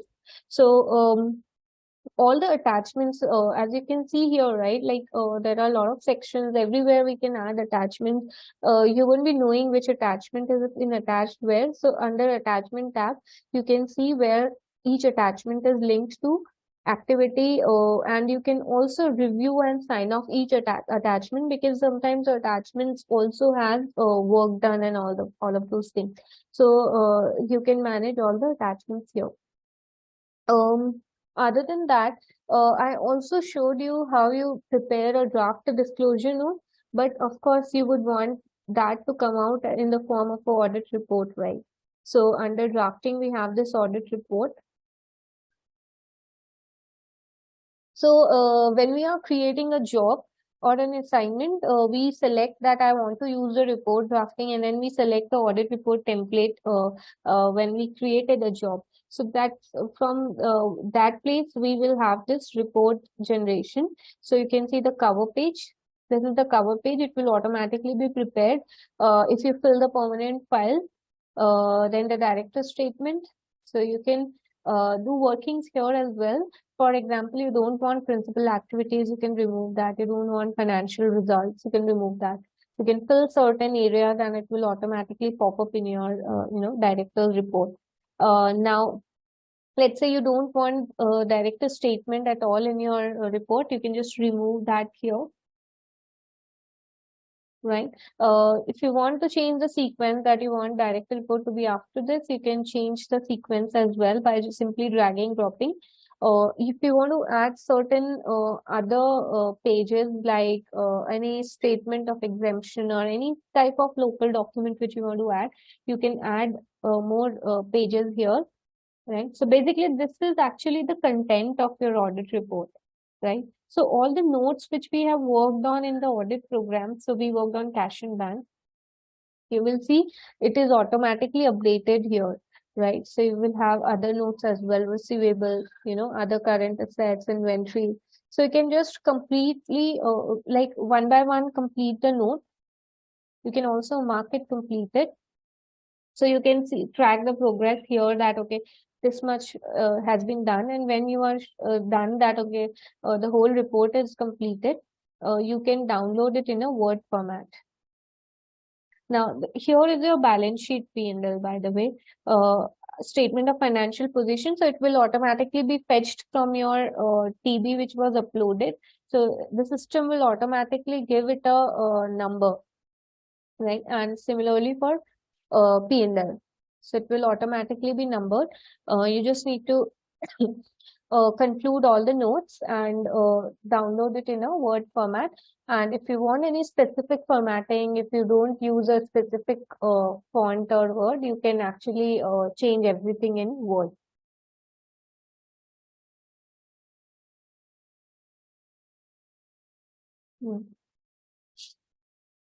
So you can okay, when you do this, the index will also be generated.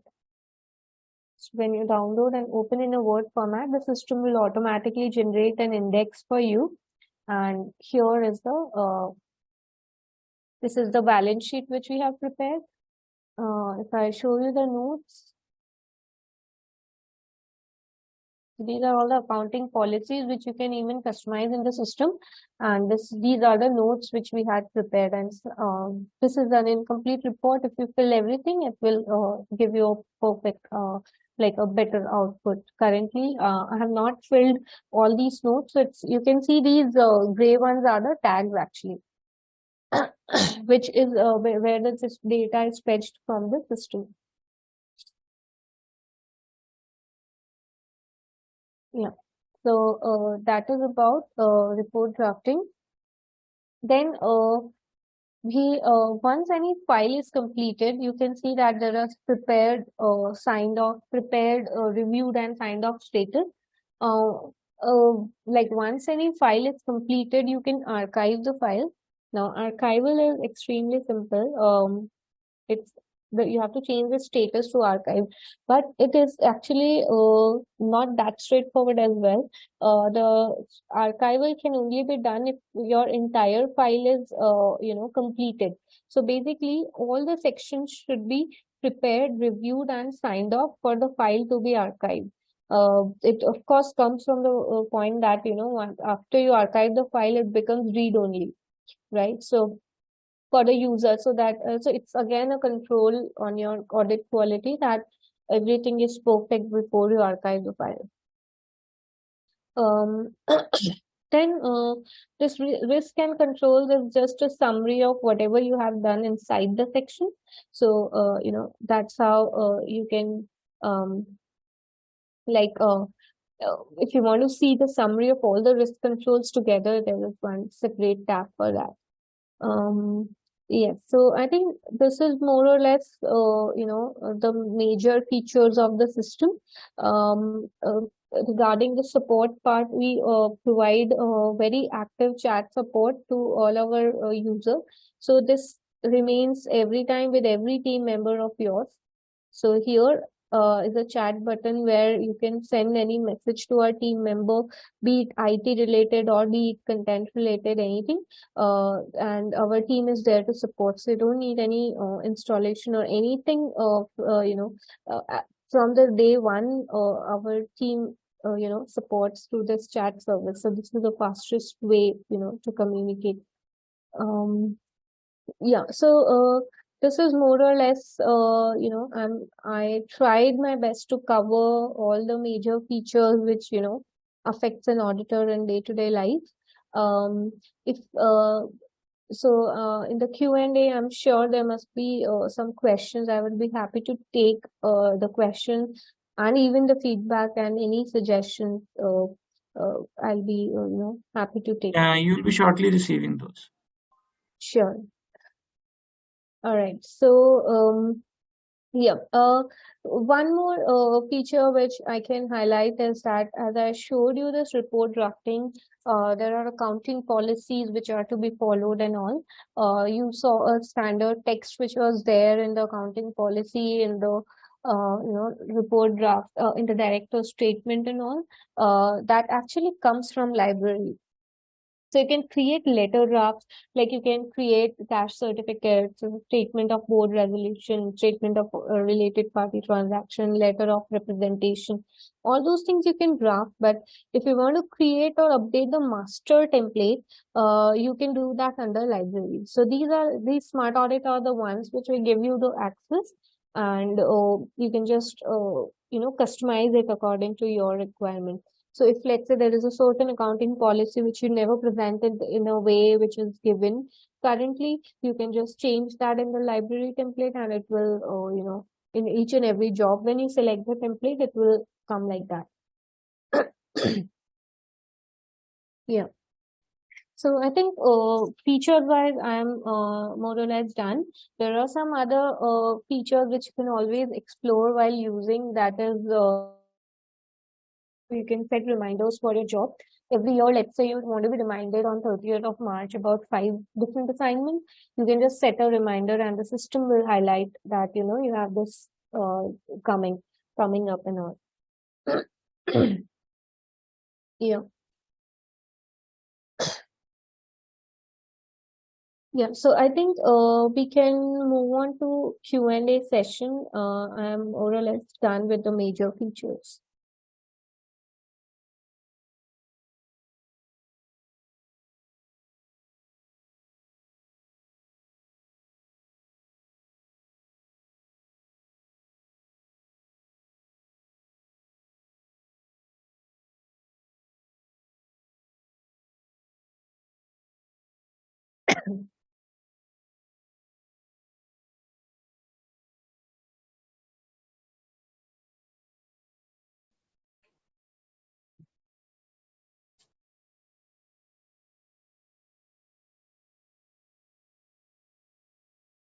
All right, so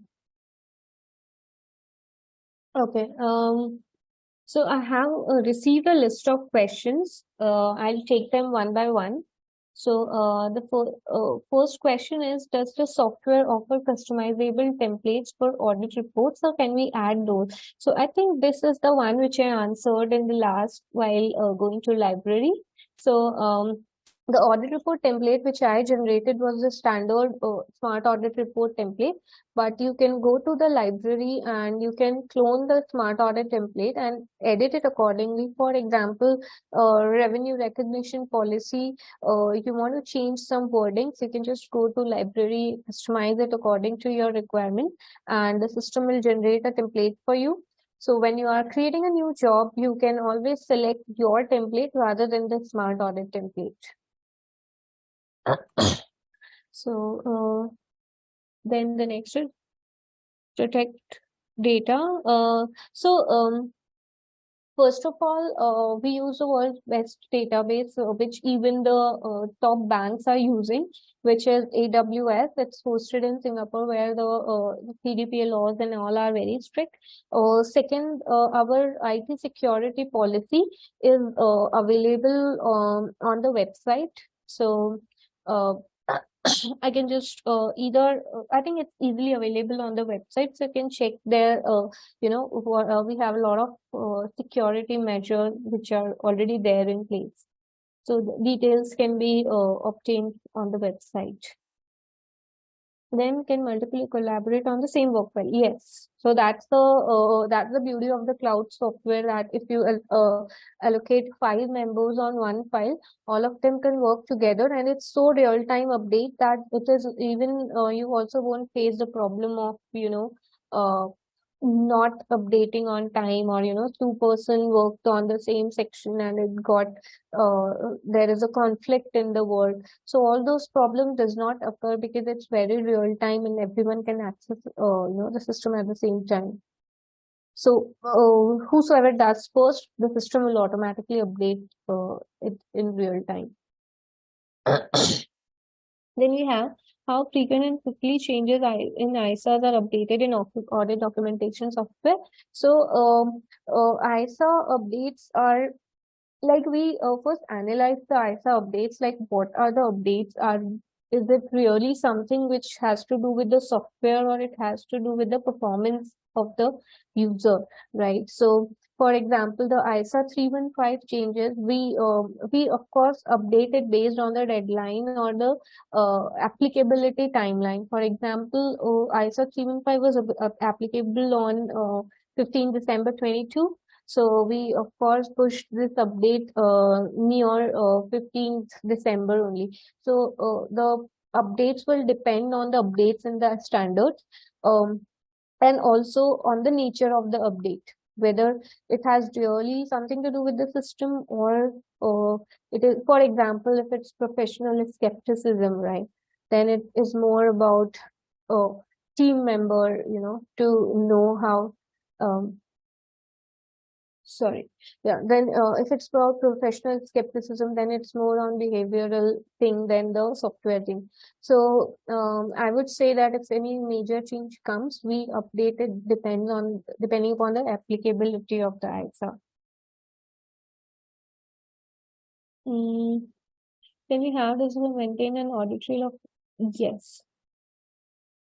And is there a control to prevent so the question is, does the software maintain an audit trail of all activities with date, and is there a control to prevent archiving data until? Yes. So I think this question was also answered, that you can archive a file only when all the sections are prepared, reviewed, and signed off. So this will ensure that there is a control to prevent archiving data until work for all audit area is complete. So that answers the second part. The first part is maintaining audit trails. So we do have, as I mentioned, the file activity. On the home page, you can see the entire file activity. Under admin also, we also have admin settings where you can see the detailed audit trail along with the dates. Can the software track the progress of audit? Highlight incomplete areas. So basically on the audit homepage, you can quickly see how much we have done and how much is incomplete. For example, I'll just share my screen quickly.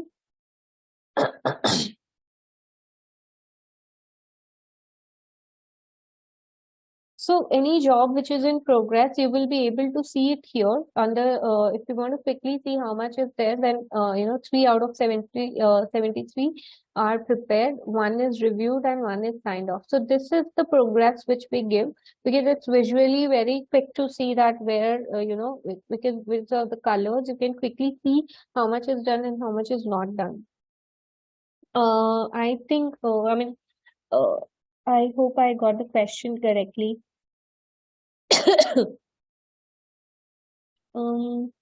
Is the software capable of preparing file from prior including? Okay. So customization in financial statements, correct? All right. So trial balances. So I think this I showed already during the demo. When you upload a TB, your balance sheet P&L is automatically generated from the system, cash flow is the cash flow and changes in equity is a draft template which is prepared by the system to work on. So we do not 100% automate it, but we give you a template which can help you, draft it. As for example, this is my cash flow. So the basic figures the system will bring, and it will give you the areas where there could be a cash flow, and you can enter data here, and the system will also, um, and the system will also compare it with your cash and bank balances and highlight the differences, if any. So I would say that your financial balance sheet P&L are fully automated, and cash flow and changes in equity, we create a draft template to work on. And all these gets compiled in a report draft, which you can download in a Word format. Mm. All right, then this next question is, can the software calculate materiality? Okay, so the question is, can the software calculate materiality and highlight significant areas based on materiality?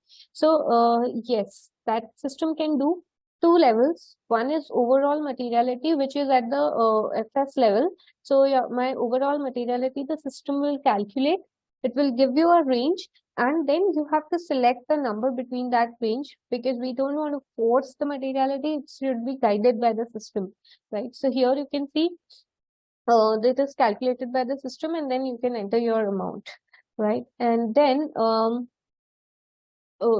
comes the performance materiality for each section. So here, right? So for each section you have a materiality, and if you go to the balance sheet, the system will highlight you.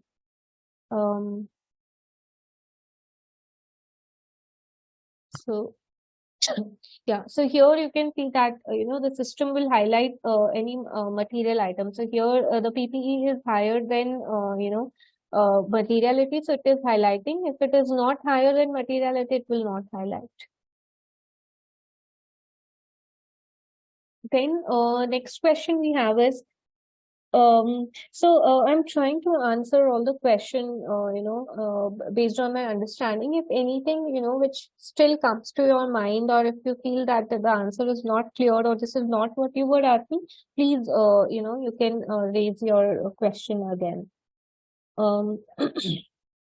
Then there is a, can the software perform risk assessment and analytical procedure and highlight unusual transactions and assessed areas of risk?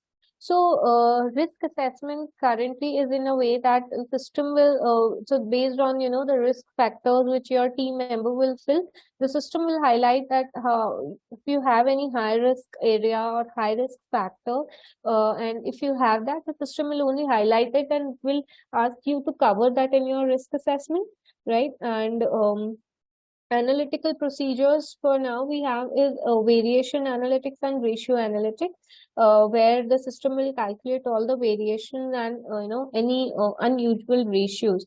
I think for risk assessment analytical procedures, currently we do these two things. So unusual transactions highlighting we don't do, because we currently start from trial balance. So for transaction we can only do when we upload the general ledger, right? So currently we're not uploading general ledgers. Can the software perform audit sampling? So the system will calculate the sample size. It does have a calculator which you can use to calculate your sample number. Of course, it is optional. And second, sample selection is to be done by the user, that what all samples they have to do. Number of samples the system will guide. And the software summarize all the overall results of the audit and identify in different account heads to facilitate partner review. So yeah, two things here. One is that while someone is doing the field work, they can accumulate all the misstatements. The system will summarize all the misstatements and all the findings, be it qualitative or quantitative. and it will present you it in a complete completion section, right? So that is about the quantitative errors, misstatements, all the finding.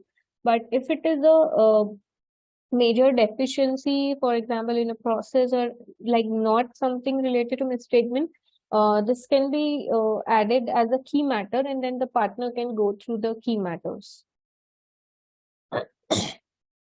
Then can the software support the audit of group financial statements? So group financial statements we do have, but currently we have it only for Singapore.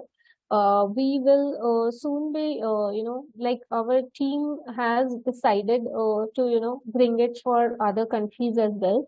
So at present, as on today, we don't have, but the flexibility and the functionality is built up. We will be launching it in future. What support system is available to contact the audit software team in case of any queries or issues? So two things. One is the most active is chat support. It's available on the website. So if you go on our website, there is a chat button, and in fact, not only when you go to website, but whenever you're working on the system, that chat button will always be there with you.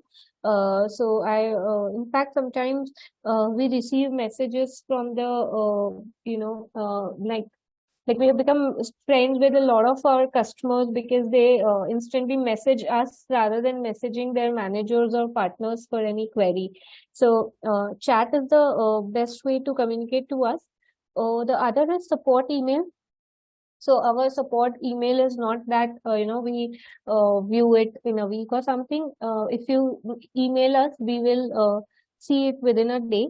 So you can reach out to us via chat and emails. Then how many firms in Pakistan are using this software? So we were previously not in Pakistan. I think recently, after this email was circulated, we have received a lot of sign-ups and demo requests from Pakistan firms. So many of them are in trial. Converted, I think under trial we have more than 40, 50. But I am not sure about the exact number who have subscribed.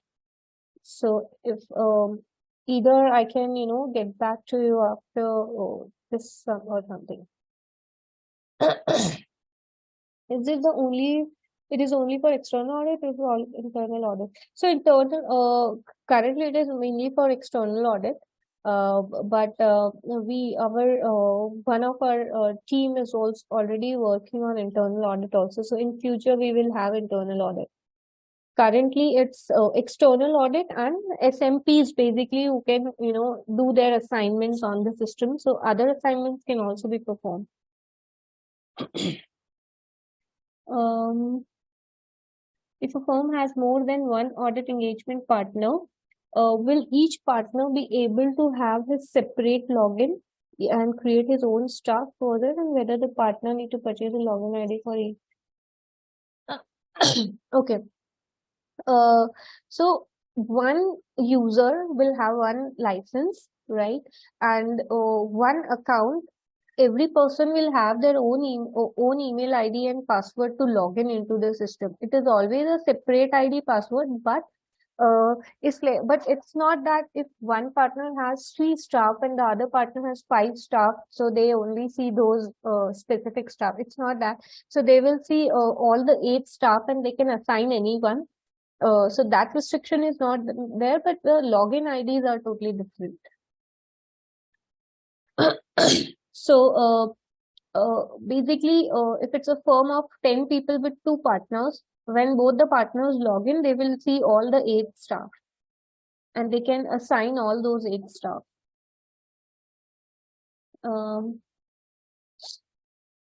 Can we use this audit software for our foreign clients to provide audit and bookkeeping services? Yes, so there is no limitation on the client and all. Like it's anyway cloud based. So wherever your client is located, you can use the system, and even your multi-locational firm can also use the system.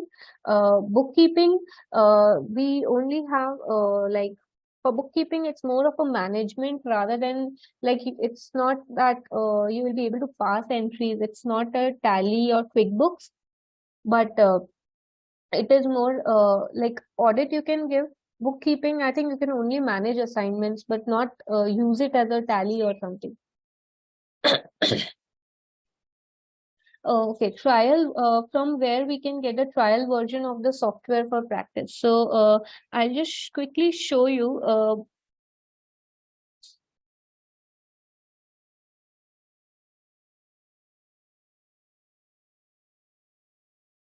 Yeah. So this is our website. It's extremely straightforward. If you come to our website, this is sign up for a free 30-day trial. Here you click, and I would recommend if it's a senior manager or partner who signs up, so that they can add all the team members. So here you come to the sign up page, enter firm name, country, partner name, business email, password, right? And then sign up. So your the system will send an email to you to set up your password. Just set up the password and log in, and then you can come to the website and log in using that ID and password. So that's how you can log in. We also have a YouTube channel where how to get started video is there. So it will help you. But I'm sure, I think if you just open our website, a lot of things will be straight away here to you. If you want, I can actually give a sign up link in the chat.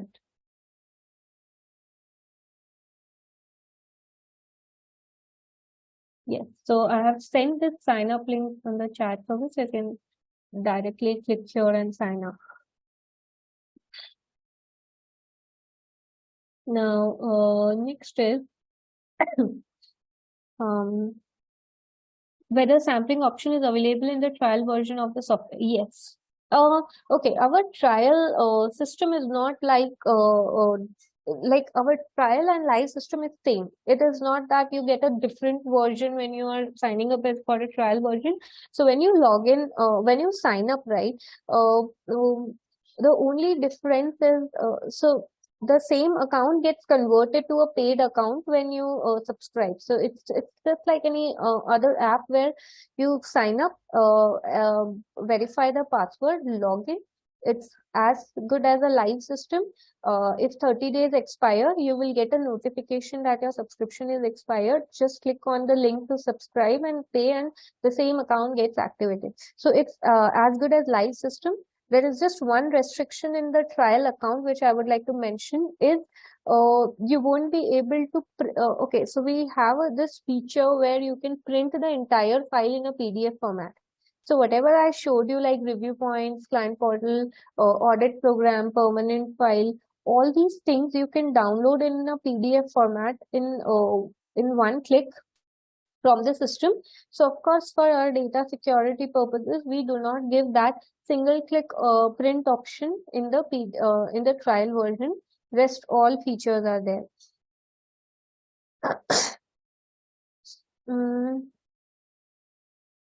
Specific industry procedures will be available like insurance, bank. No. So currently, we have a general audit program which you have to apply to all industry, because ISAs are also not very industry specific. In future, we might consider giving that, but currently, we have this general audit program which can be tailored to your requirements.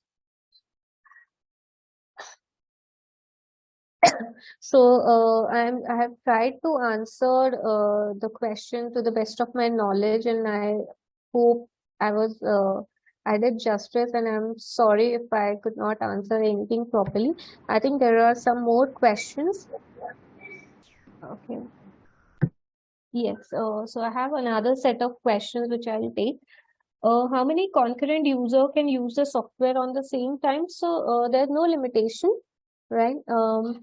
If you are working on different pages and all, there is no limitation on this. So if you have a team of 40 people or 2 people, all can work together on the software. Of course, if don't ask me about those rare situations where 2 or 3 people are clicking on the same button at the same time in the same millionth second. But other than that, I think everyone can work together. Now, how can we cater ISQM requirements, independence, confidentiality, confirmations, EQCR? So, as ISQM is a quality management at the firm level, right? So we do have a lot of features which can help you justify your, ISQM compliance for certain areas. We do not have a specific template of ISQM. We are considering giving it in future, not currently. But for example, if you follow a smart audit template, right, you will be covering up the requirements of independence because there is a separate section for independence. You will be covering up a requirement, like you will be spending time on planning, right? So that is also a ISQM requirement which you will be complying with. You have prepare, review, sign off segregation. That itself will help you to comply with certain requirements of ISQM. So we do not have a separate ISQM template, but we have certain controls which can help you demonstrate your, ISQM compliance. Can bank confirmation process be automated? No, currently, like you can generate bank confirmations from the system, but you have to send it, either you send it to client through client portal or manual. If you courier it, then you have to manually courier it and you have to track the progress of it. It is not fully automated right now, but this is there in our roadmap that we, try to generate all the bank confirmations together. So if you ask me currently, it's not 100%. How to cater the interim review assignment in the existing system. So interim review assignments can be done like, I think that would need a little bit of customization where if you are covering only if interim review we do, sometimes we do more of analysis only, like variation analysis and all, rather than doing the detailed field work. Then in that case you just select the analytical procedures in the field work. You don't select bank confirmations and all. So you can, that's how customize your audit program, and you also create a file for that period, the interim period which you are covering. So that is how you can customize, like you will manage your interim audit program, because interim audit, there might be different coverages for different clients and different firms, right? So you have to make selections accordingly. What about grouping to previous years? What about grouping? If the previous year's audited accounts have different grouping, the system may prepare account and change grouping any options in the system. So yes, two things. One is that, okay, as I told you that you can map the accounts in the classification section. Now, when you map, first year you might need to map a lot of accounts, but second year when you roll forward that file, the system will remember a combination of GL and account name, right? So the system will auto map. Now the question arises that sometimes if it is like, let's say there is a GLA which was mapped to account A earlier, but now this year that GL is mapped to B, right? Let's say grouping B. If both the years the grouping, I think in that case you have to split that account into two. So in the TB you have the ability to add more rows and even edit the numbers in the in the TB. So we do have like very rare circumstance, we have a case where sometimes the bank balance was positive and then the next year it got negative, so it got into overdraft, which is liability, right? Those are the cases where my previous year grouping is different and current year grouping is different. In that case, you have to split that GL into two line items and then map separately. Because in the balance sheet, it will anyway combine, so it won't affect, your balance sheet grouping.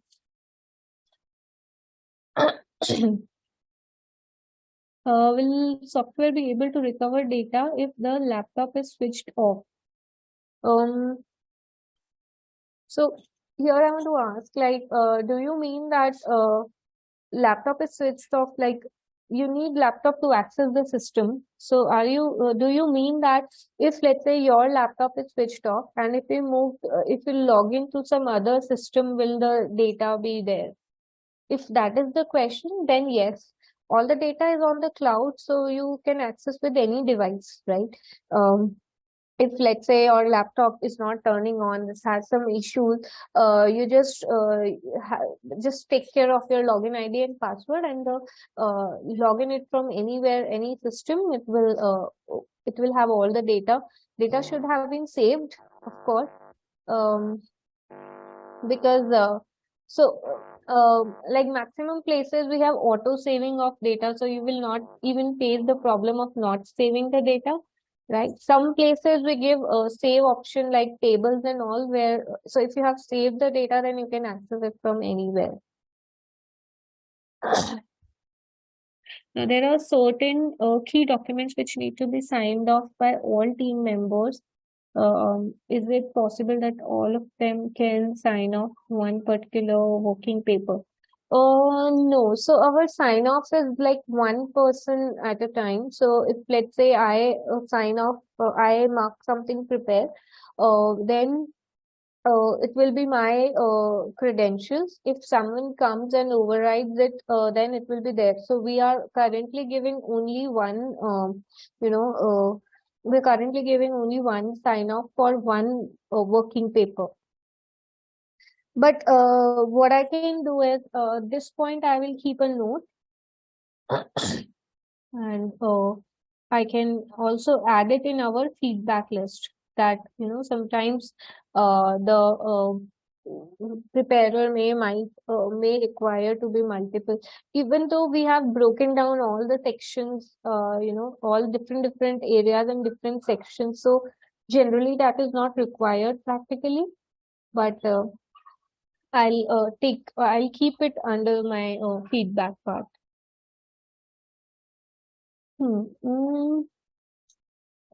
How much space is available for documents and for database? Okay, so this is a good question. It's a fully cloud-based software, so you're keeping all your documents live. There are a lot of documents which you need to upload while working on any file, right? So we previously did not have any limit on that, but currently we have given a reasonable, so our policy says it should be reasonable usage. That is, we don't want people to start using the system as a Dropbox, right? That they are storing, using the system for storing. So that's why we have kept an upper limit of 25 GB, which is like too much. No one has ever exceeded our limit, and that is also for the purpose to make it reasonable usage.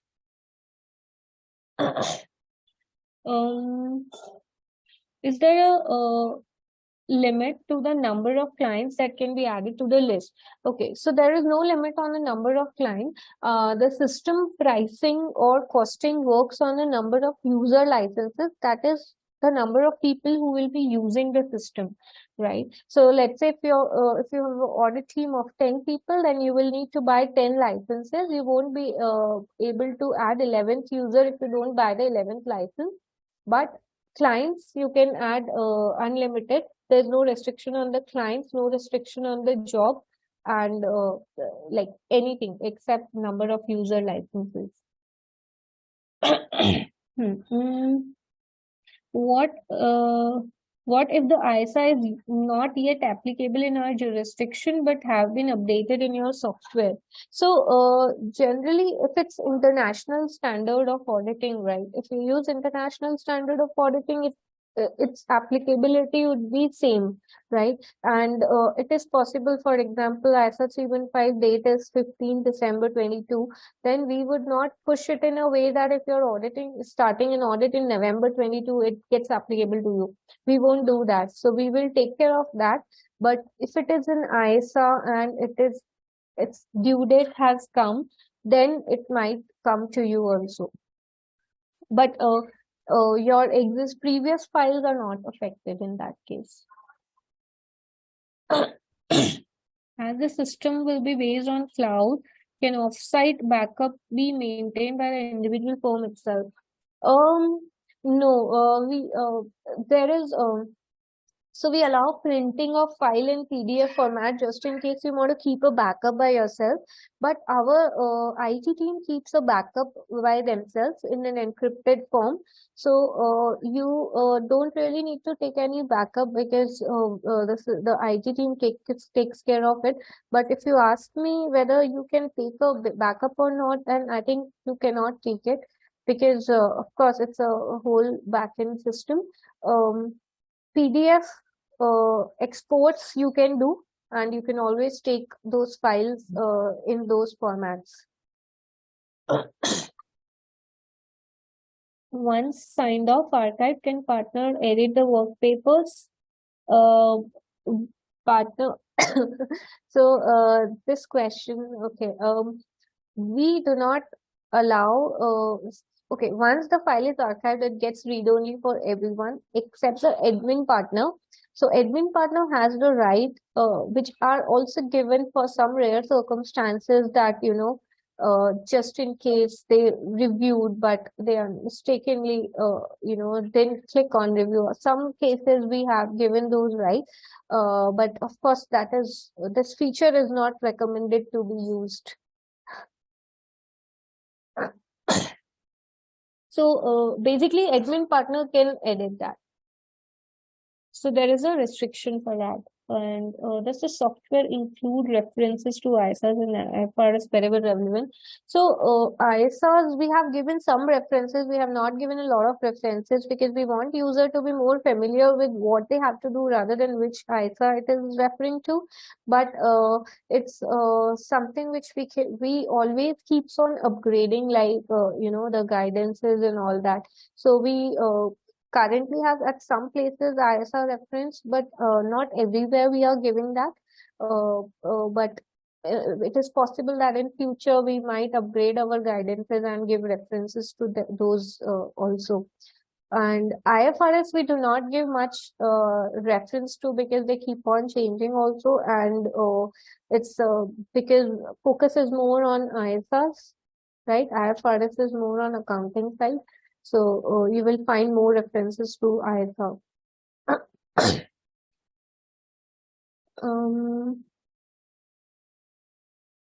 Yes. Yeah, there are a few more questions I will take. Yeah, is there any module regarding journal voucher testing? Can example we import the transactional data? Okay, so currently our upload starts from trial balance. We do not go a level before that, which is journal entries or I would say transactional data. So our analytics part. So our team. Is there which is already working on the analytics part, so that is going to come in future, like in near future. I would not say like a year after or something, but within a few months we might have it. But currently you cannot you don't have the flexibility to upload transactional data because that is huge. You can of course upload files, but not that system will analyze that data currently. Do the software has desktop version? It's only cloud based, so you would need internet connection to access the system. So the prime requirement of the system is internet connection and a laptop. Now, while preparing financials, we often translate the foreign currency in local currency. Is there any feature in it that translates and suggests the rate at IAS 21?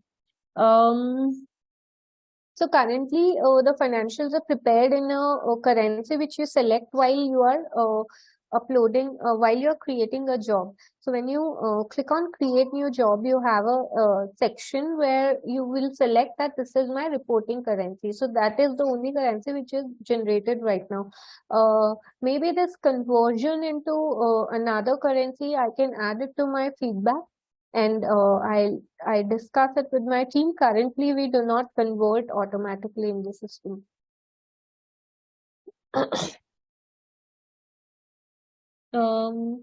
Whether any adjusting entries can be incorporated in the financial statements. So yes, there is a whole section for adjustment journals. Maybe I just quickly give you a glance of it. So when you try, you can, see that.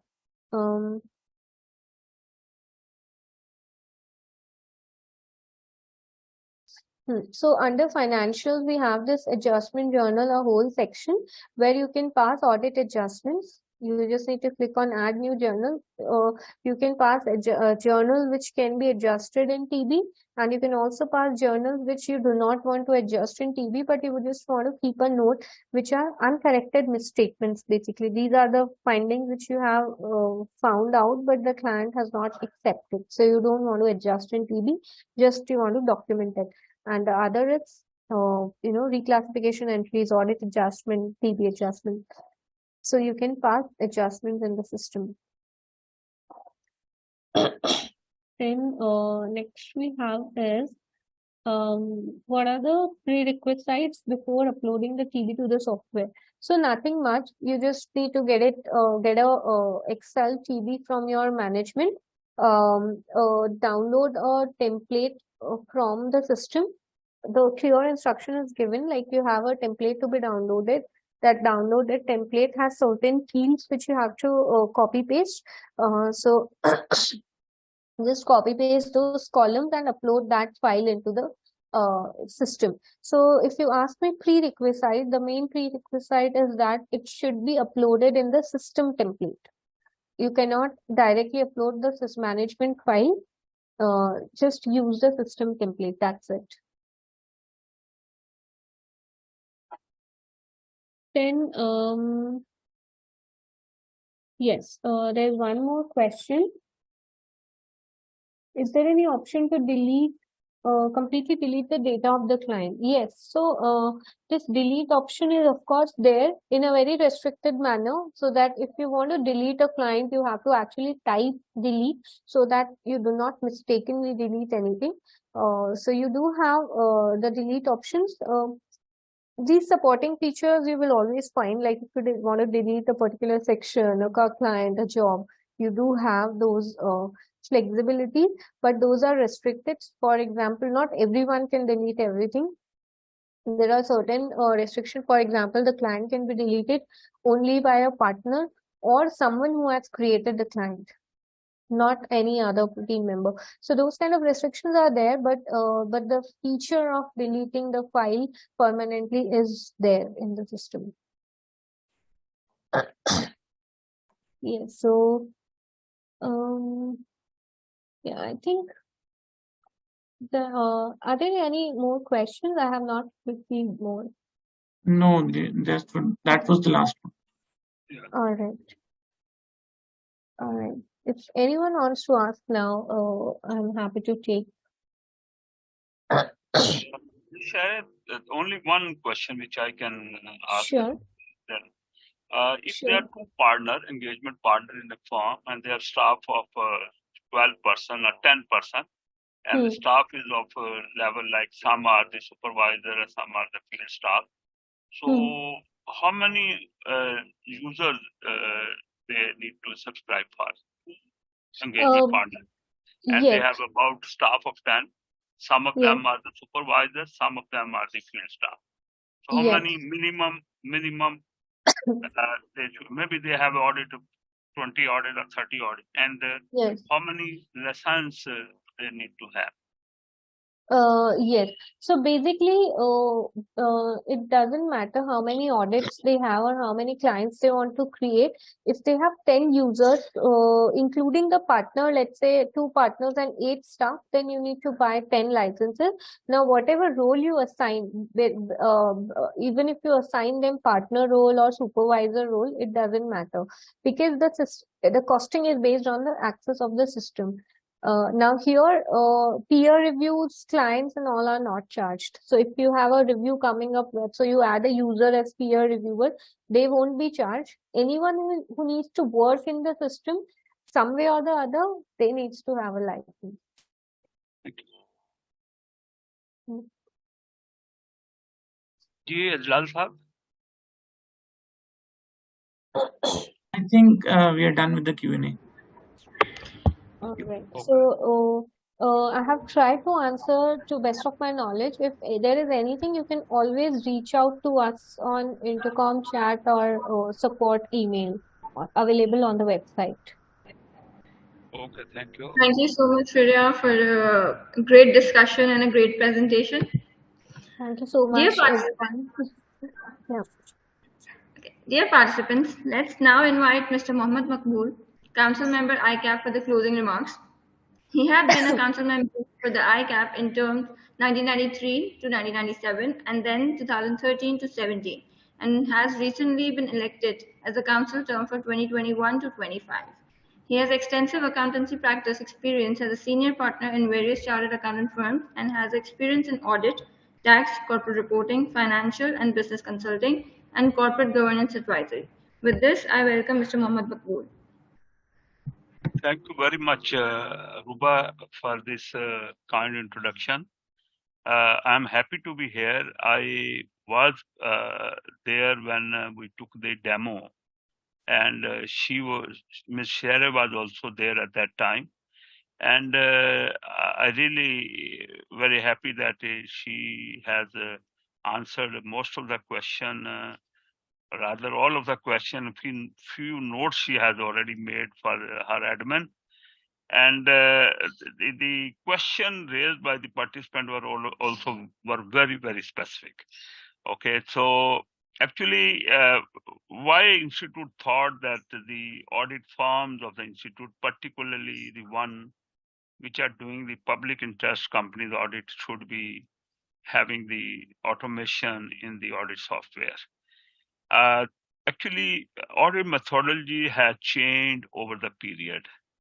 I was a very expert, used to be the engagement partner, but now I am not in a position to say yes, I will be able to perform the role of engagement partner in these days, because the change which took place is tremendous. Like you people were discussing the risk assessment and things like those. There was a time when a small company having just hundreds of transactions, people were used to do 100% watching, and they used to come up with the report very confidently. They were used to issue report. Now these things are over. Even you have just 100 transaction of a company over the year, but still you have to apply all the techniques, you see, because otherwise anyone reviewing your file would not be comfortable, right? You have to carry out the risk assessment, you have to carry out the right sampling according to base of that. So you have to apply the total the other methodology. And audit is the function which is in the public interest, because the company, when they get their accounts audited, they are relied by the third parties, right, including the regulators, the finance providers, and the investors. So they rely on these accounts, right? Therefore, the responsibility is also very high, not only of our member, but also of the institute. And audit is maybe loss-making job in the portfolio of services the accountant provide in these days, but it's a very, very essential service, you see. No matter what ERP or management services and the financial service you provide, but your ranking depends on the audit, right? Whether it's a QCR rating, whether it's a AOB checking, whether it's a state bank ranking, everything actually land upon the audits, okay?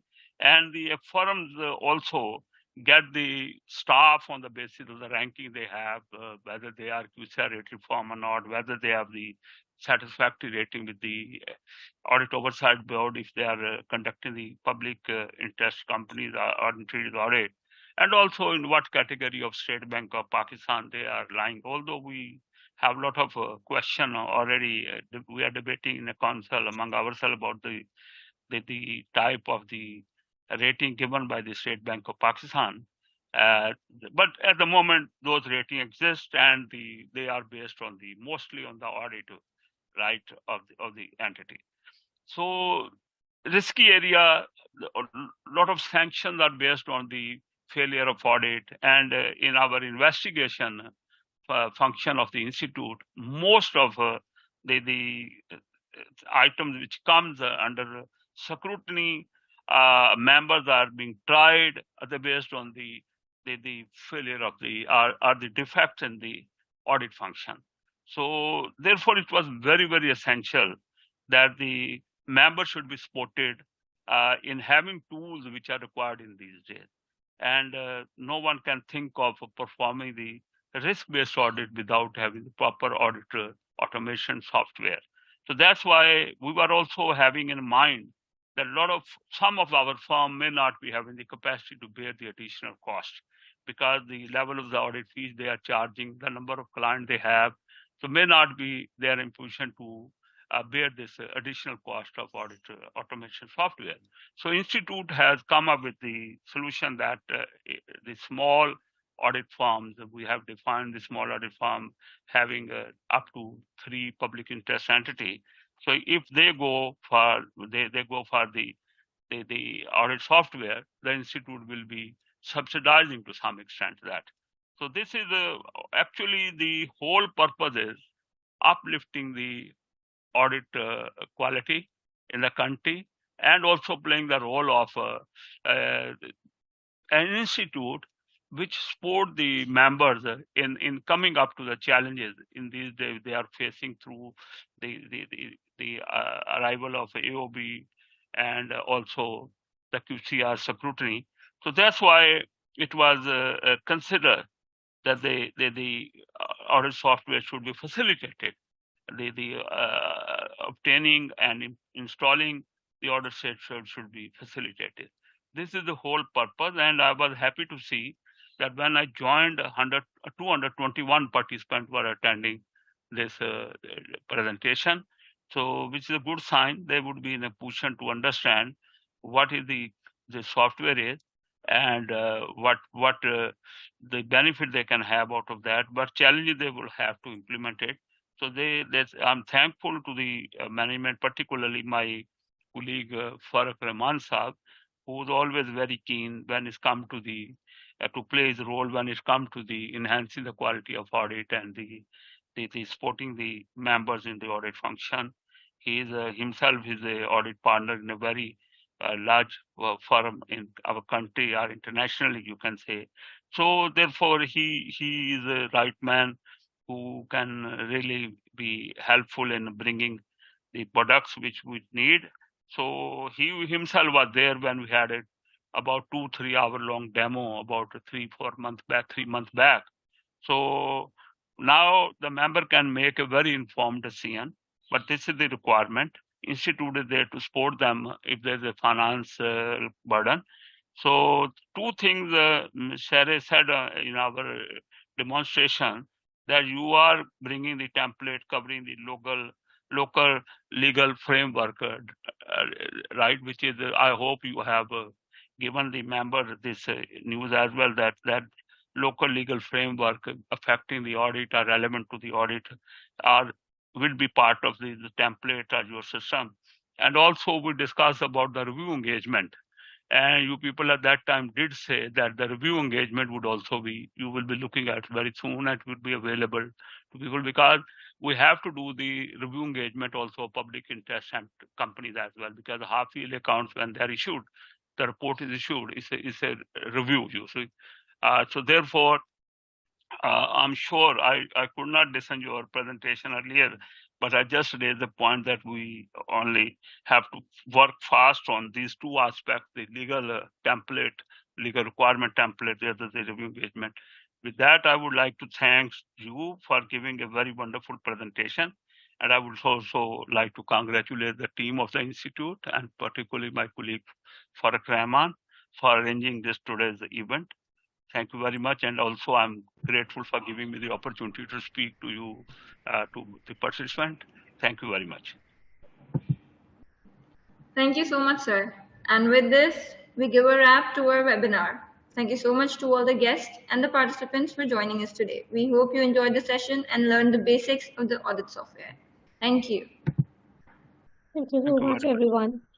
Thank you. Thank you. Thank you, Dr. Saab. Thank you. Bye. Thank you. Right. Thank you.